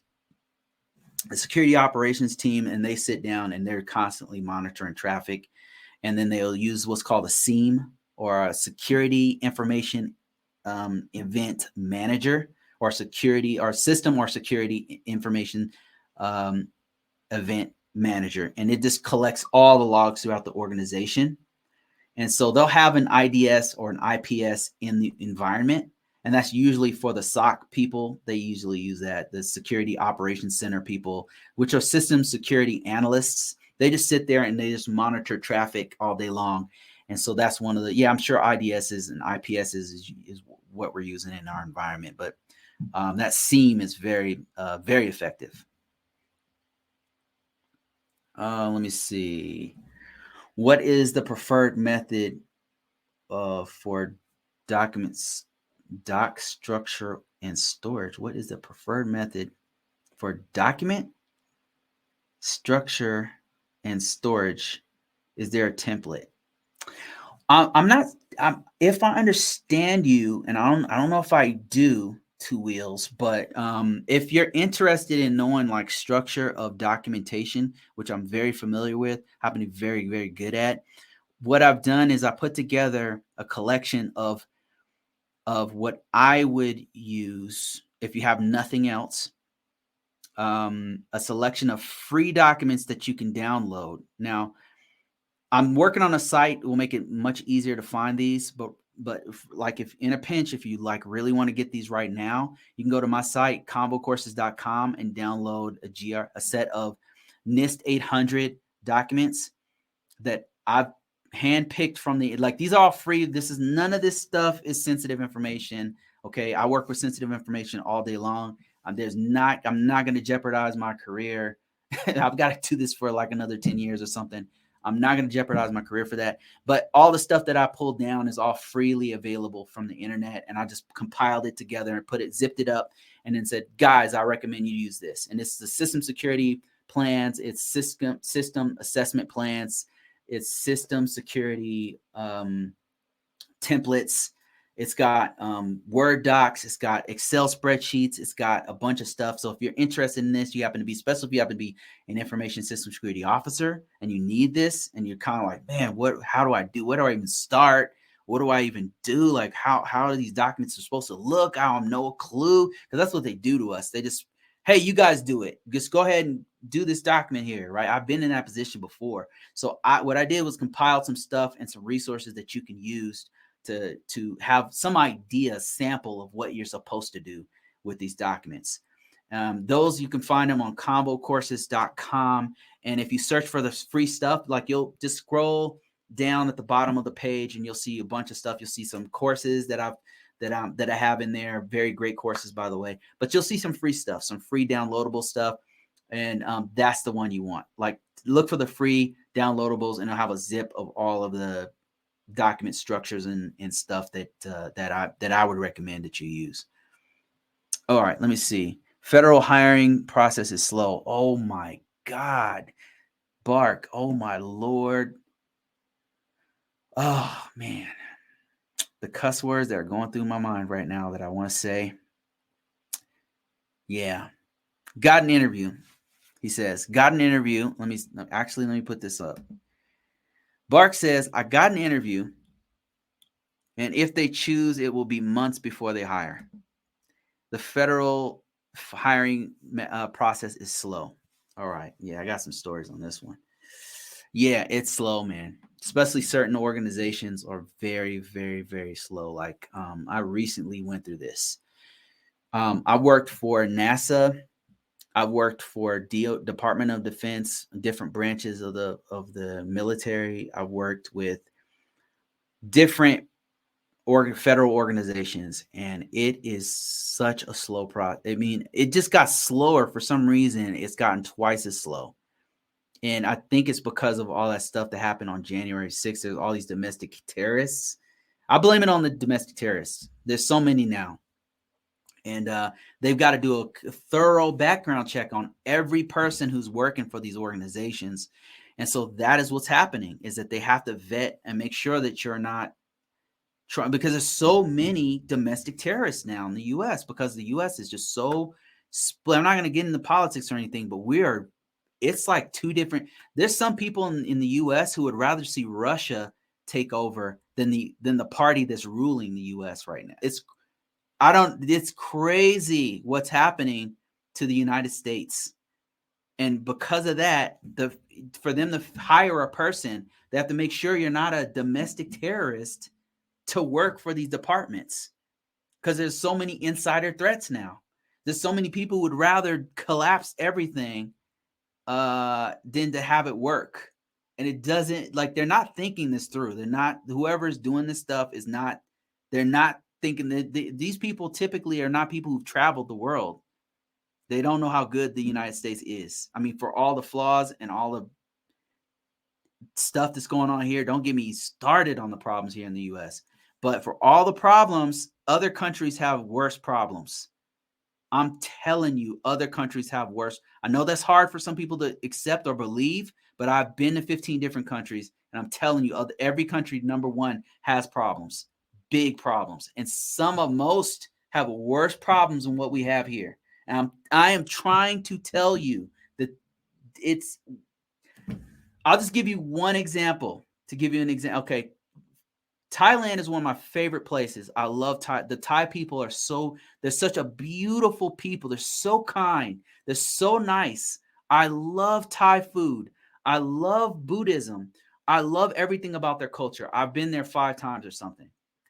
I've been there usually with my spouse at the time, and I love Thailand. But did you know that Thailand has a monarchy?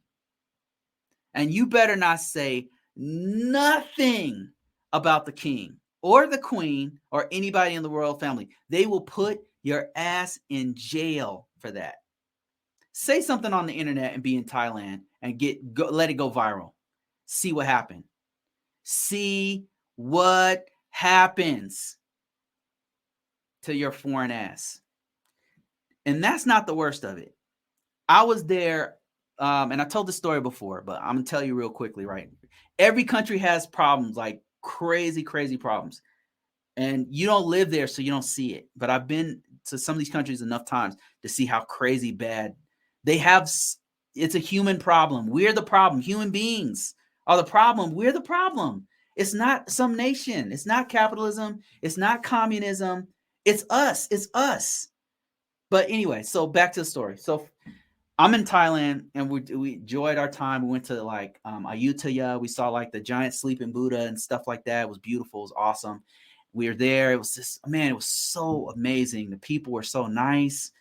I had such a great time there. And it just, man, the food was great, everything. So we're on our way out. We get on the plane, and there's something happening. Like, we don't know. We're foreigners. We don't know what's going on. And we get on the plane, and then we're in the air, and we find out there's a coup. The military took over the government. And we're like, what? They shut down the airport, but we're already in the air. We're gone, right? But they shut the airport down. Nobody can leave. Nobody can come in because there's a coup. They just took over the government. And I'm like, what the hell? There's a coup. What happened? And they'd say, oh yeah, this happens every 3 years or something. I was like, what? They have a coup like everything. Look it up. Google it. Google the last coup that they had, where the military took over the federal government. And then the monarchy has to come in and say, okay, guys, break it up, guys. And the monarchy, like, I'm not in Thailand right now, so otherwise I wouldn't say a damn thing. But man, that the monarchies are BS, man. I'm glad I don't live in a monarchy. Anyway, so my point is every country has problems, and people don't know like how good they have it here in the US. It's for all the problems we do have, and we do have problems. I'm not saying it's perfect. I don't personally believe that US is the shining on the hill or whatever the hell that saying is. We have problems, right? There's huge problems here. But that being said, it's one of the best places in the world to live. You know, it definitely is. It's just, and that's sad to say, because I would like to say, oh, this other countries, maybe if Canada's better. I've never been to Canada, so I don't know. You know, it looks better, but every country has problems though. So anyway, let me keep going here. Somebody said tips for finding good jobs in this field. I'm 10 years in the Navy, have a TSSCI eligible with a master's. So you are on your way to make six figures for sure. A couple of reasons why I say that. You've got 10 years of naval experience. That means you have management and supervisory skills, and you have a TCIS,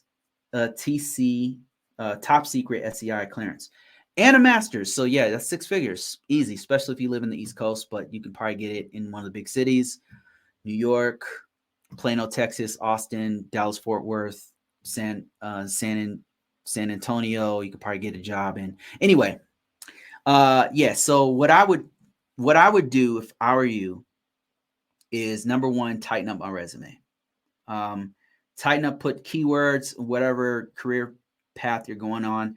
Tighten up your resume, make it compliant with civilian wording. Like, don't use a bunch of jargon, especially Navy has the worst jargon in the military. The military already has double acronyms and stupid crap like that.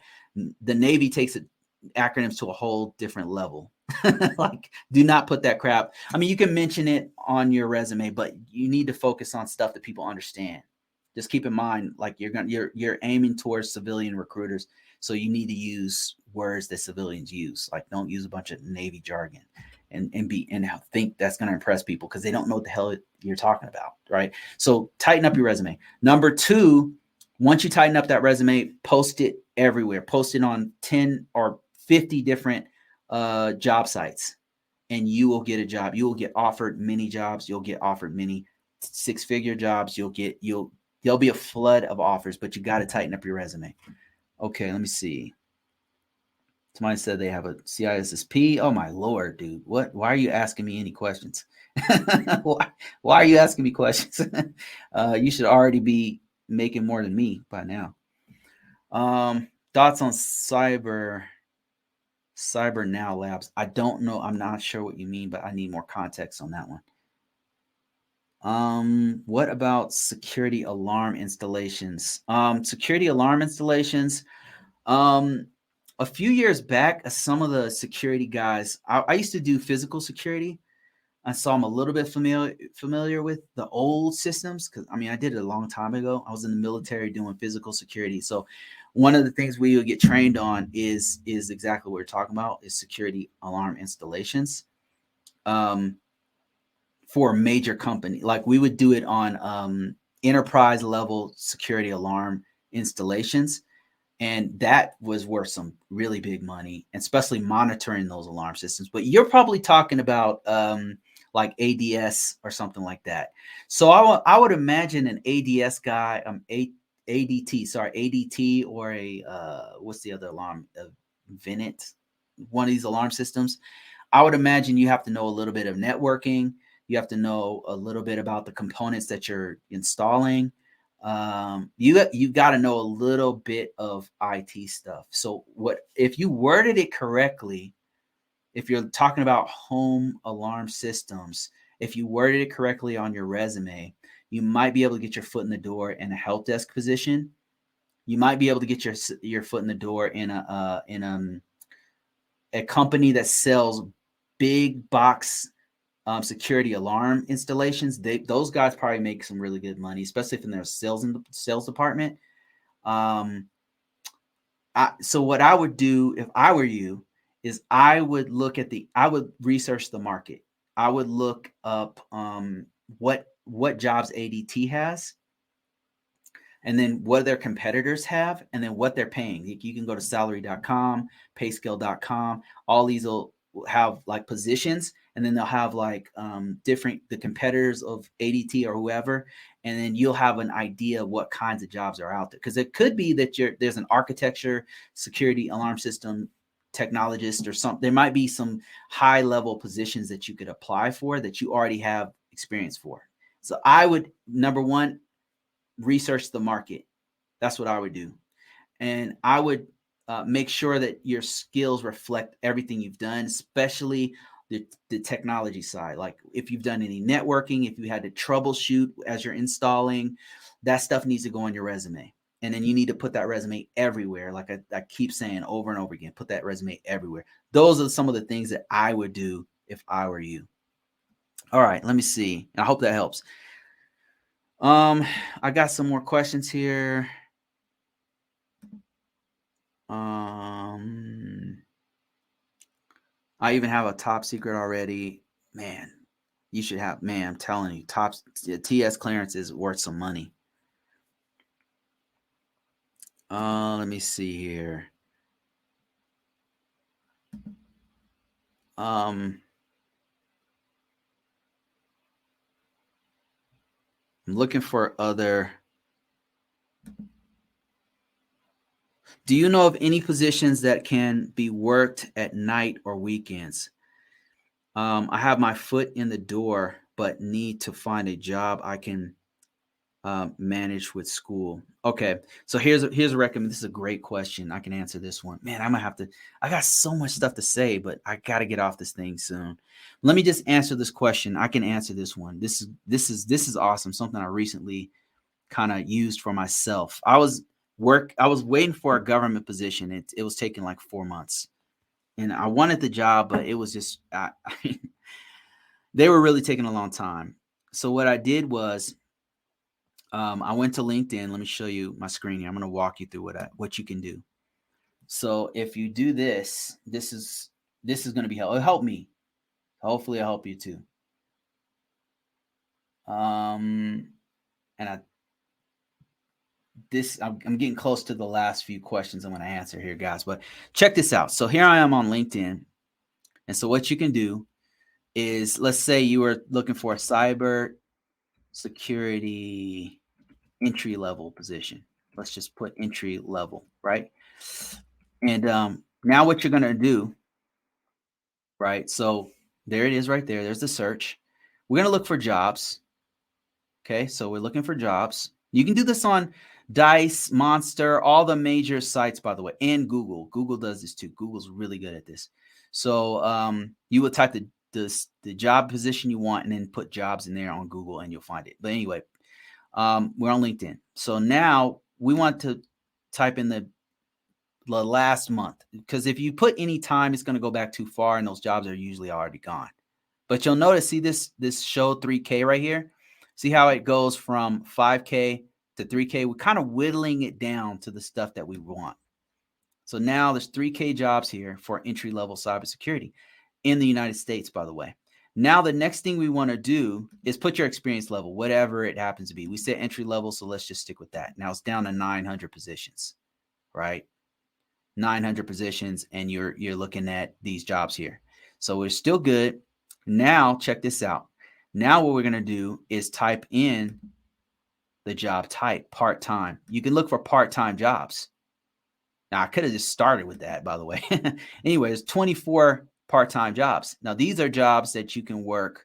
Now these are all on site, most of them, but these are positions where you don't have to show up every single day.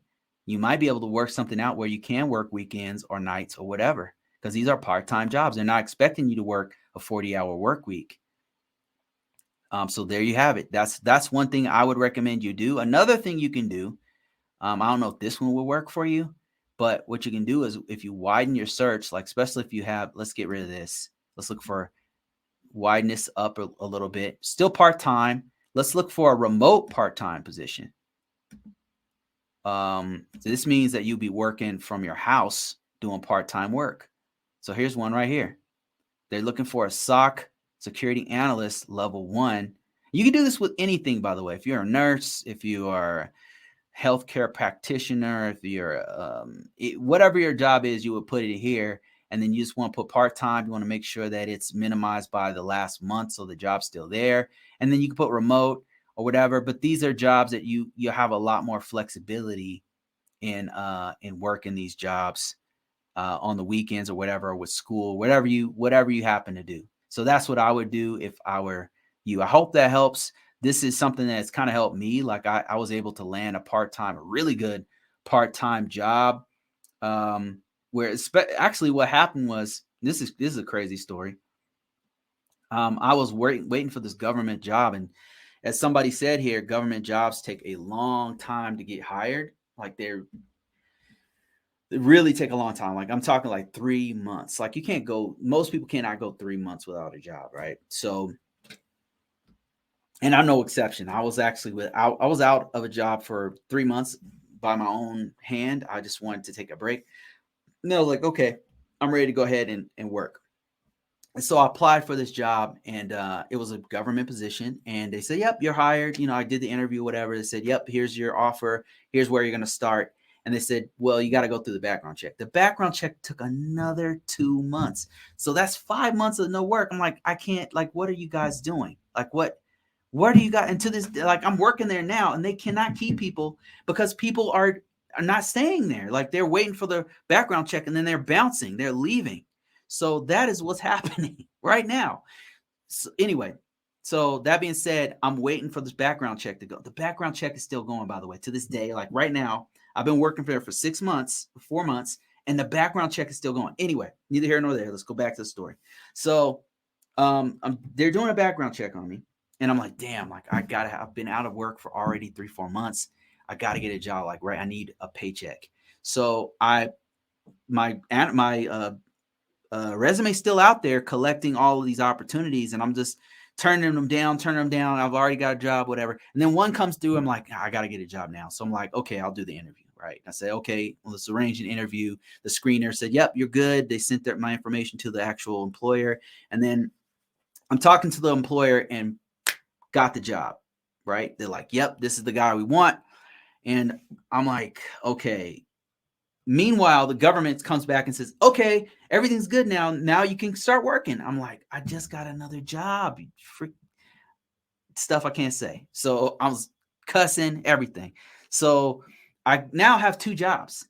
I have this job that's going to pay a lot of money, and then this government job that's very stable. I'm like, oh my Lord. So I just went back to the job that just took my offer, or I took their offer, and I said, hey guys, listen,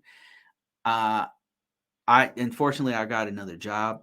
They just took me on. Like, I'm sorry, but I can't do it. Right. So they're like, are you sure? They like really needed a guy. They're like, are you sure? I said, the only way I could do it is if it was part-time. And I know you guys need a guy, like, right. You guys told me in the interview, they were telling me like, we need to get this work done in X amount of time. I'm like, if it was part-time, I could probably help you out, maybe on the weekends, or maybe I could work like 20 hours a week or something. Like, would that work for you? And they actually said yes. I was like, what? I was like, what? It doesn't hurt to ask, It's like, yeah. And so, yeah, I ended up working a part-time job, and then this other job, and it's lucky I did, because the stupid government job, they were like, they weren't paying me. Like, they were like, oh yeah, you're hired, but you have to do the background check, more background check, and they're not giving me access to the system and not paying me. I'm like, oh my Lord. So luckily I took the part-time job. So that's the story. Let me see if there's any more. Okay, let me see if there's any current TikTok, and then I'm going to get off this thing. Okay, here's a good one. This will be my last one. What is the best certificate for beginners? Okay, this is coming from TikTok. Thank you, sir, for that comment. your question, what is the best certification, IT certification for beginners? I can tell you the one that I use right now, sir. The one that I currently use is or the one that I used to get in, the first one I used that I thought was really good is called CompTIA A+ certification. And let me show you what I mean by that. Let me show you the CompTIA A+, if I could real quick. CompTIA A+ certification. Here it is right here. Let me show you my screen.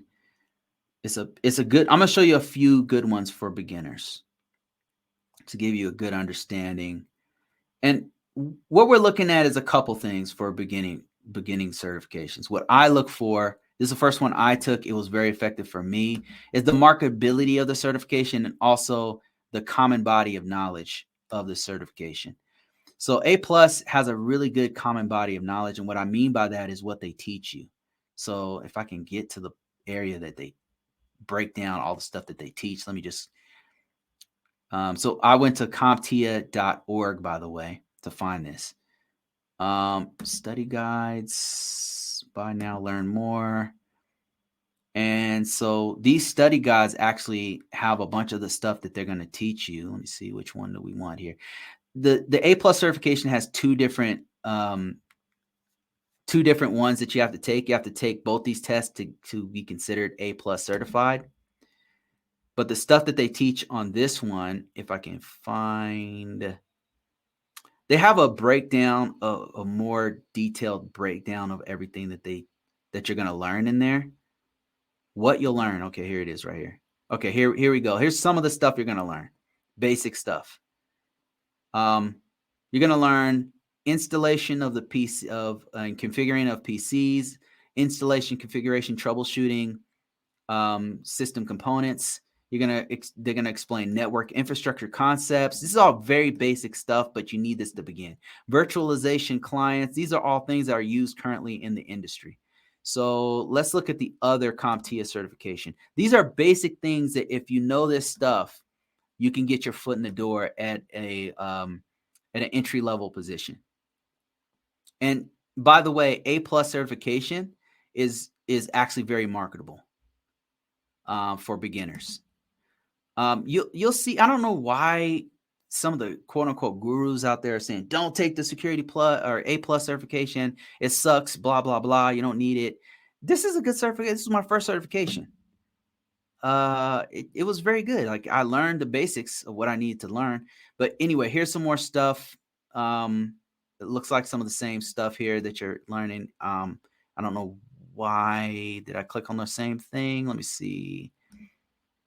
I might have clicked on the same one, but there's two different certifications. One leans heavier on software, and then the other one, okay, this one's 1102. Let me see if I can go to the other one. 1102. Let me see, 1101. Maybe this is different. Okay. I guess they are different. Okay, my bad. So this was the first one that we were looking at, and then the second one. Let's look at 1102. Core 2. There's a Core 1 and there's a Core 2. So this is the second one right here. Wait. Hold up. Apologize for the scanning here, but I'm just trying to show you guys. Okay, yeah, there we go right there. It's the same. I believe this is the same stuff, but yeah, so you're gonna have to take a Core 1 and Core 2. So that's one of the ones that I would recommend that you do if you're a beginner. Another one that I've been hearing a lot about, I don't have any expertise on it, so I can't tell you, but this one I've been hearing very good things about, so I'm gonna show you this one.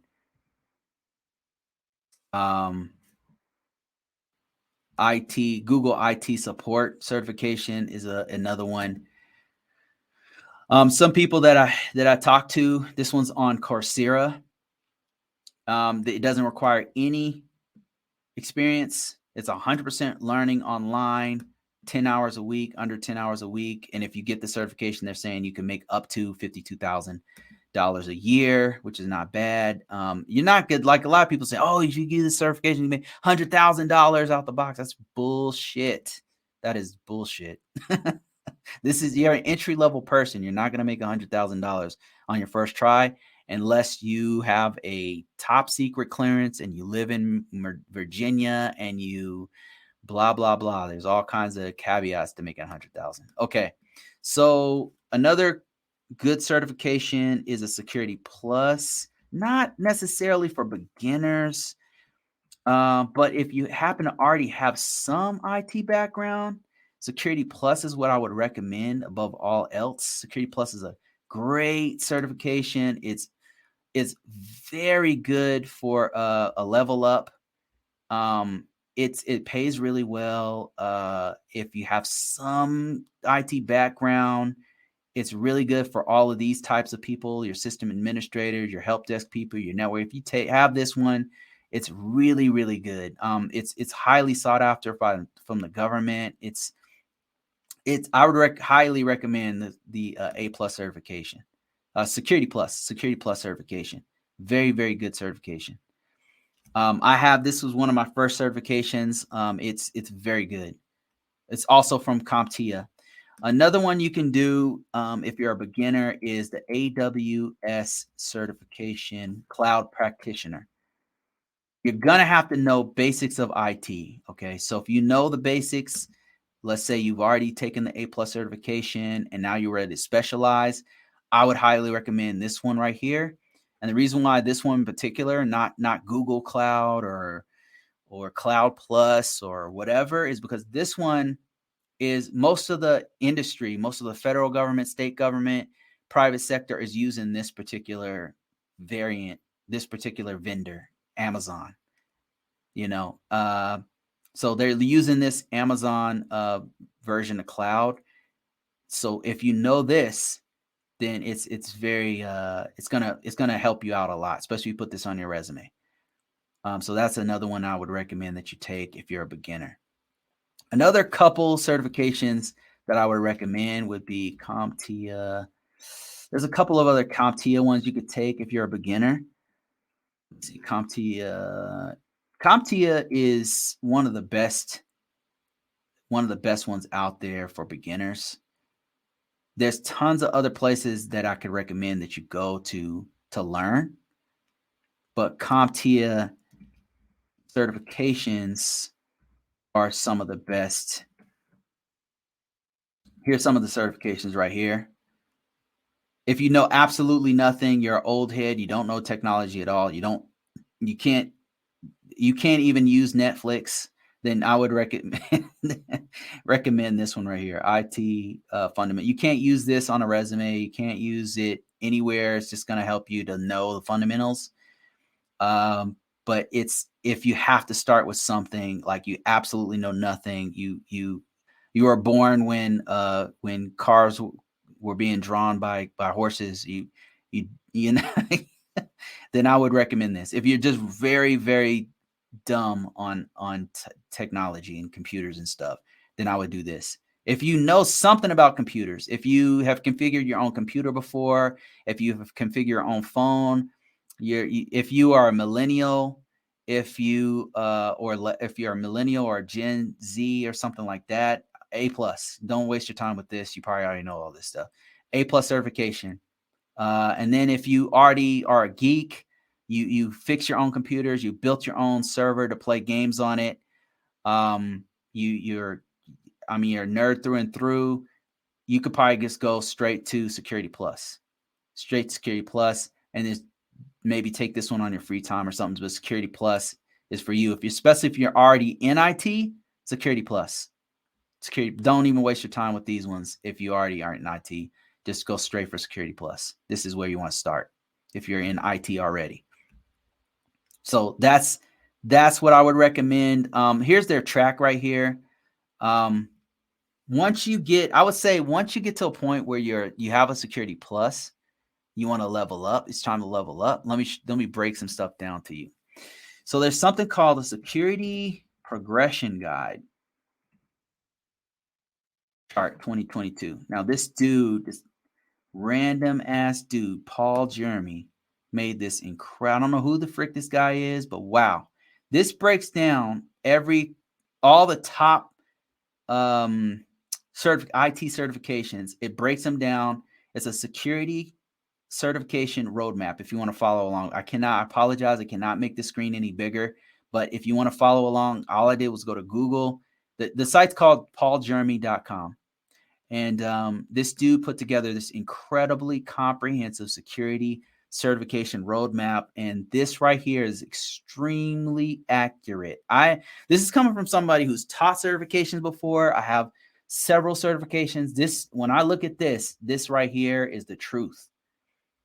This dude broke it all down. So it starts off over here with network security, information assurance managers, security architecture, engineer. These are all the types of certifications, right, that they categorize by these columns and color. And the guy color coded it for you. And then he puts like CISSP, for example. Here it is right here in black. It's going across several different categories of security. So it's going from network security all the way to security operations. So you can see how this is a highly sought after exam, the CISSP.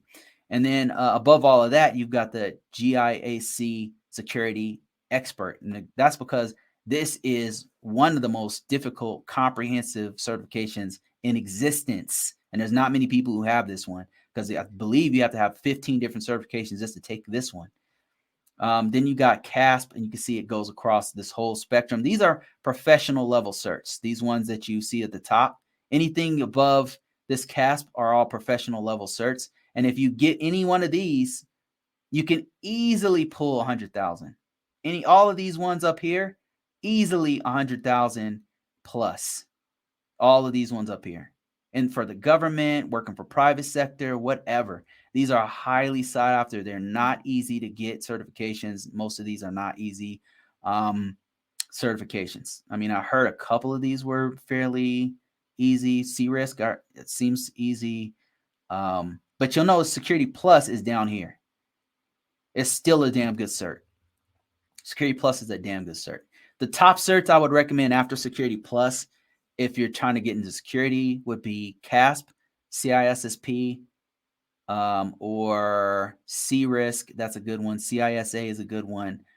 Let me see if there's another couple good ones. These are highly marketable certifications for cybersecurity experts. Now, if you happen to be a network guy, then unfortunately, the network certifications are all vendor specific, all the best ones. Like they're all going to be Cisco, Juniper. There's no the great thing about the CISSP and Security Plus is that they're what we call vendor agnostic. That means that they're not specifically for a company like Microsoft or Cisco or Apple or whatever, right? Some of those, they have specific Apple certifications, specific Microsoft certifications that are good, but they're dependent on that vendor. When you take the certification, you have to know their technology, nobody else's technology. Red Hat's the same way. But the networking, most of these are all like CCNP is Cisco, CCNA is Cisco. There's a couple Juniper ones. You have to know their technology. Another field that's pretty good is let me see, where is it?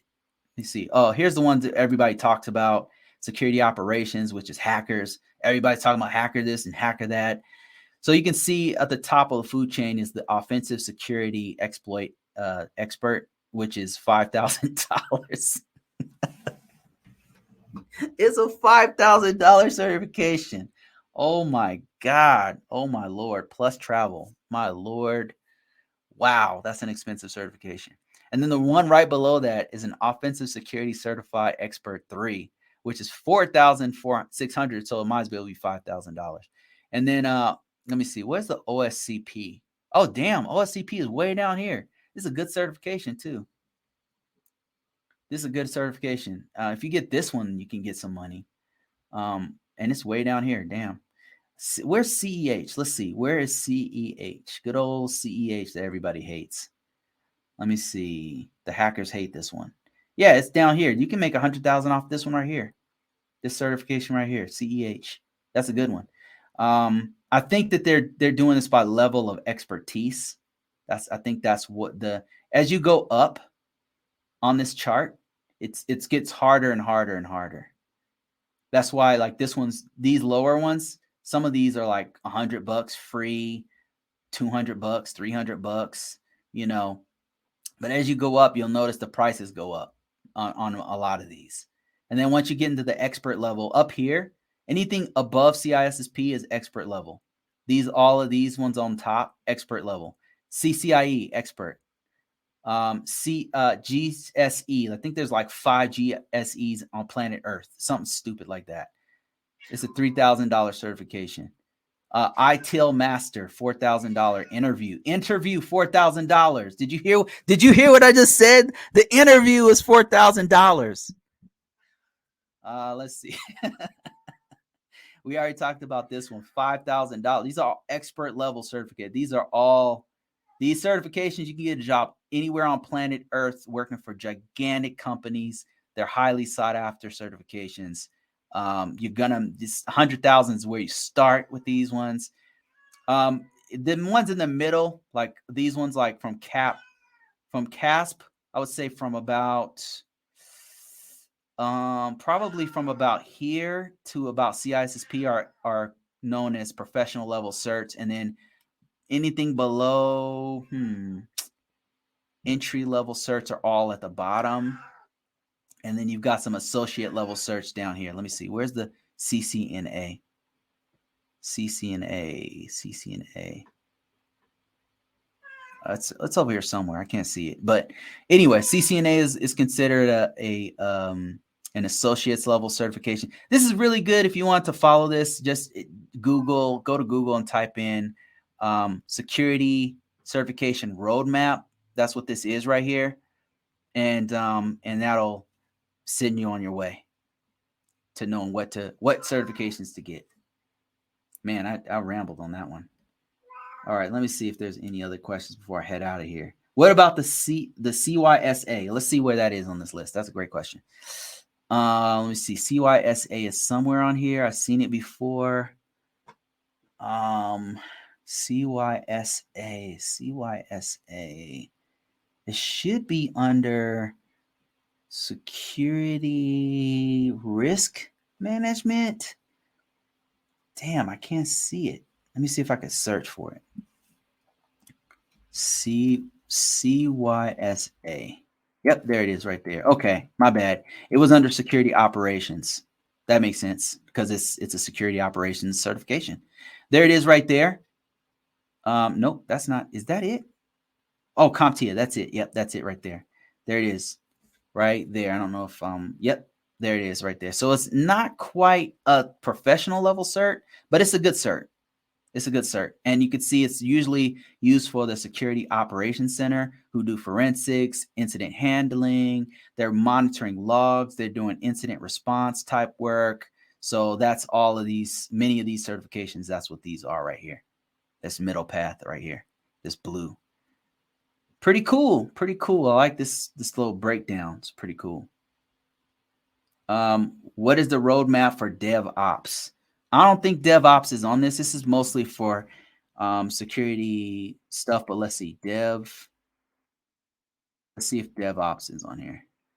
DevNet Pro, DevNet Associates, software security. Okay, there you go. I believe this would fit what you're talking about. So I think these are kind of in the path of DevOps. Now that I'm seeing this, I'm not sure if I'm seeing PMP in here too. Let me see if PMP is here. PMP. Oh yeah, it's here. Wow, that's pretty. Man, this dude is awesome, man. I gotta give it to him. This dude freaking killed it on this. Whoever did this, man, you are a freaking genius. Okay, this right here is PMP. It's look at this.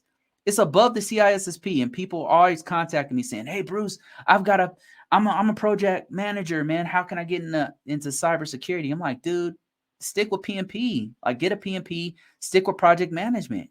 Like, don't do this. Like, you don't need the extra stress of this. Somebody said, "What is the least stressful security job you would pick?" cybersecurity over software engineering. The least. Okay, this is a great question. I can answer this one. I've had a couple of jobs that weren't stressful in cybersecurity. Let me switch my screen here. And unfortunately, I apologize. I forgot to shut my door, so this old dude has come in here to bother me. Hopefully, he gets the hell out of here soon. This guy. Let me show you guys this guy. This dude's gonna die really soon, aren't you, buddy? You gonna die really soon, huh? Huh? You gonna die really soon, buddy? Huh, church? Huh? You gonna die? Huh? Yep, he's gonna die really soon. Okay, the question was, what's the easiest cybersecurity job? Easiest cybersecurity job would be there's been a couple that I've had.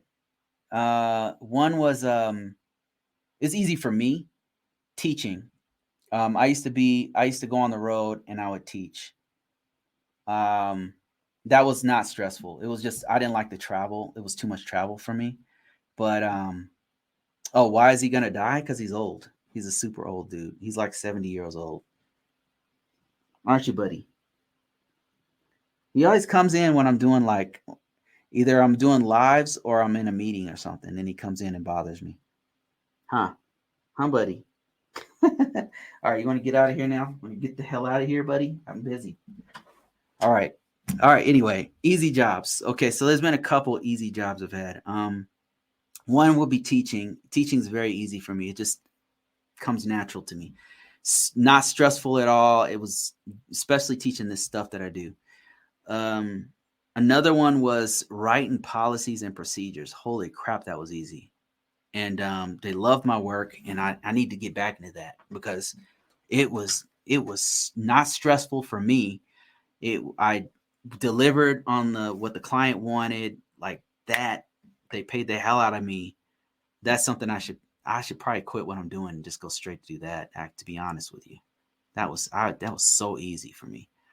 But those are the two that weren't stressful for me. Another one would be like small organizations who are working on small systems. Like if you have one system that's really small, and you're not like really doing a lot, that's pretty easy. I've done a couple like really, really small systems, like literally like one system, 2, 3 systems, and they have to get it compliant with some standard, and then I just go in there and I'm putting the stigs on it or something like that. Super easy. So those are the most stressful jobs. On the other side, somebody said, go become a CISO, a super easy job. Oh my Lord. This dude's he's laughing emoji. Okay, I'm glad you're joking because that's not an easy job. It's the most stressful job possible. You got to be like a monk to do that job, man, because they're seeing some bad stuff, right? Like they're seeing the upper echelon, most horrible things in the organization. That is a stressful job. You got to be like have the emotional of the emotional intelligence of a monk. You got to be like a Tibetan monk to do that job. I don't know how people do it, to be honest with you. They're just calm. And then they get in a meeting and there's been a data breach and they're just like chilling. Like, yep. All right, guys, how are we going to do this? Let's just do this. And everybody's hair is on fire. People are panicking, and the CISO is just chilling. Like, all right, here's what we're going to do. You're going to do this. You're going to do that. Boom. I'm like, damn, I'm blown away by some of those guys. They're super smart technically. And then they're just chilling. Just like, okay, here's how we're going to do it. You're going to do this. Can I get a report on that? All right, give me that report. They're just like, boom, boom, boom, boom. I'm like, damn, I want to be like that. The most stressful jobs, CISO can be very, very stressful, depending on the organization. And people are hating on you and stuff like that. If you're doing policy stuff, it can be hard. I'm not trying to, blow smoke, man. Like it can be difficult.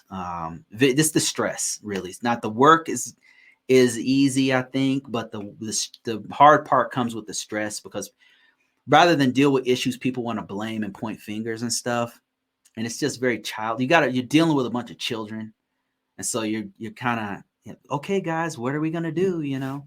it's playtime, you know, and they're like, I want this and I want that. You're dealing with a bunch of spoiled ass grown men, you know, who want to panic about everything. It's like, oh my Lord. I mean, not the current organization I'm working in, but some organization I worked in. Oh man, it's bad, man. And it's like you gotta calm them down. You gotta talk them off the ledge like a negotiator, you know.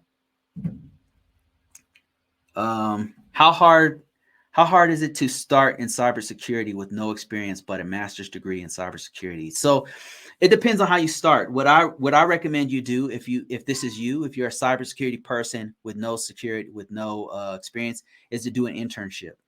So if you want to know where to find them, just go to Google, go to Indeed, go to Dice, they're all over the place, and then type in cybersecurity internship.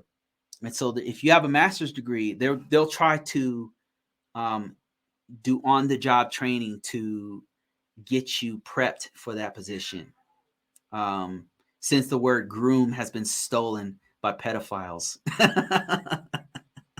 I can't use that word, so I'm going to use the word. They're going to train you on the job, and they're going to get you into that position because you have the master's degree. You've done some of the heavy lifting that they need, and so they're going to train you. So look up internship, and you should. And if you're still in college, what I would recommend you do is try to get work in your college. Start putting your resume out now, and you'll have a job. It'll be easy for you to get a job. Let me see here. Somebody said it depends on other skills along with the degree. You need to find an angle. True enough. Let me see. What is the standard salary for security entry level? What is the starting salary? Cybersecurity is a very broad field. When you say cybersecurity, you're talking about everything from the chief information security officer to the help desk person who's doing security stuff and putting in patches, to the server administrator who's on a virtualized environment, to the firewall person, to cryptography is also considered type of cybersecurity. It depends on a couple things. What state you're in, what area of the country you're in, because different states have different levels. What industry also plays a factor, because if you are in, say, Google pays people a lot of money, like they're in the $200,000 range, something stupid and ridiculous like that. But then that depends on the market, because as you can see, they're laying people off like crazy right now as of 2023. But they pay that much. But I would say overall, somebody said 60 to 75,000, depending on location. Yep, that this person knows what they're talking about. Another one is 50 to 80, depending. Yeah, it really depends on it depends on what type of cybersecurity you're doing, and also like the area that you're doing. Skill set is also a factor. But you said entry level, so what you can do. Let me kind of just show you what I'm talking about here. If you go to If we went to, we typed in cyber security entry level jobs, and I think I did a TikTok about this, by the way. And then we typed in income. I'm just on Google typing in job salary, and then you'll get an idea of what it is. And check this out. Let me just switch this. Man, this cat is bothering the heck out of me. All right, dude, what do you want? What is it? Okay, so let me show you guys what I'm talking. Don't freaking bite me, dude. Look at this dude. Why does he do this only when okay, yeah, here we go right here. Check this out. So and this is coming from ZipRecruiter and salary, entry-level cybersecurity analyst. This is in my area, but it really depends on what state. Anywhere from 58 to 80K, 83K. And it really depends on the area. Base salary 69, 70, 79. And this is about right. This is about right, to be honest with you. But there's not just analysts, there's information system security officers, there's policy guys.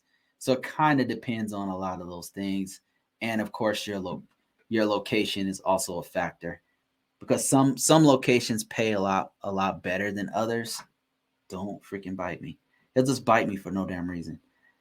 I'm not a cat person, so like I don't necessarily like cats, and this dude just freaking, I'm not petting him right, so then he just bites me. All right, guys, me and this guy are out of here. All right, say bye. We are out of here. Thanks a lot, guys, for joining me. Thanks for your questions. I appreciate you guys. We got to go. I got to feed this dude or something. I don't know what his problem. What's your problem? Huh? What's your problem? Huh? You want to talk to me? Huh? Talk to these guys. Tell them what the problem is. Huh? Tell me what is going on. All right, guys. That's it. Thank you guys so much for watching. I appreciate it. I got to get the heck out of here. I'm going to develop that website. I'm going to have a whole bunch of new stuff, training, books, all kinds of stuff. If you want to know more, this is not where it ends. This is where it begins.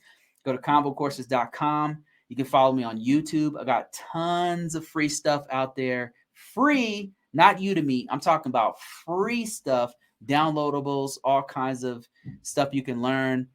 And you just got to go to convocourses.com or type in Convo Courses on best places is YouTube probably to find me, or TikTok. All right, that's it. I'm out of here. Peace. Love and chicken grease. If I can find the damn end broadcast button. There it is. Okay.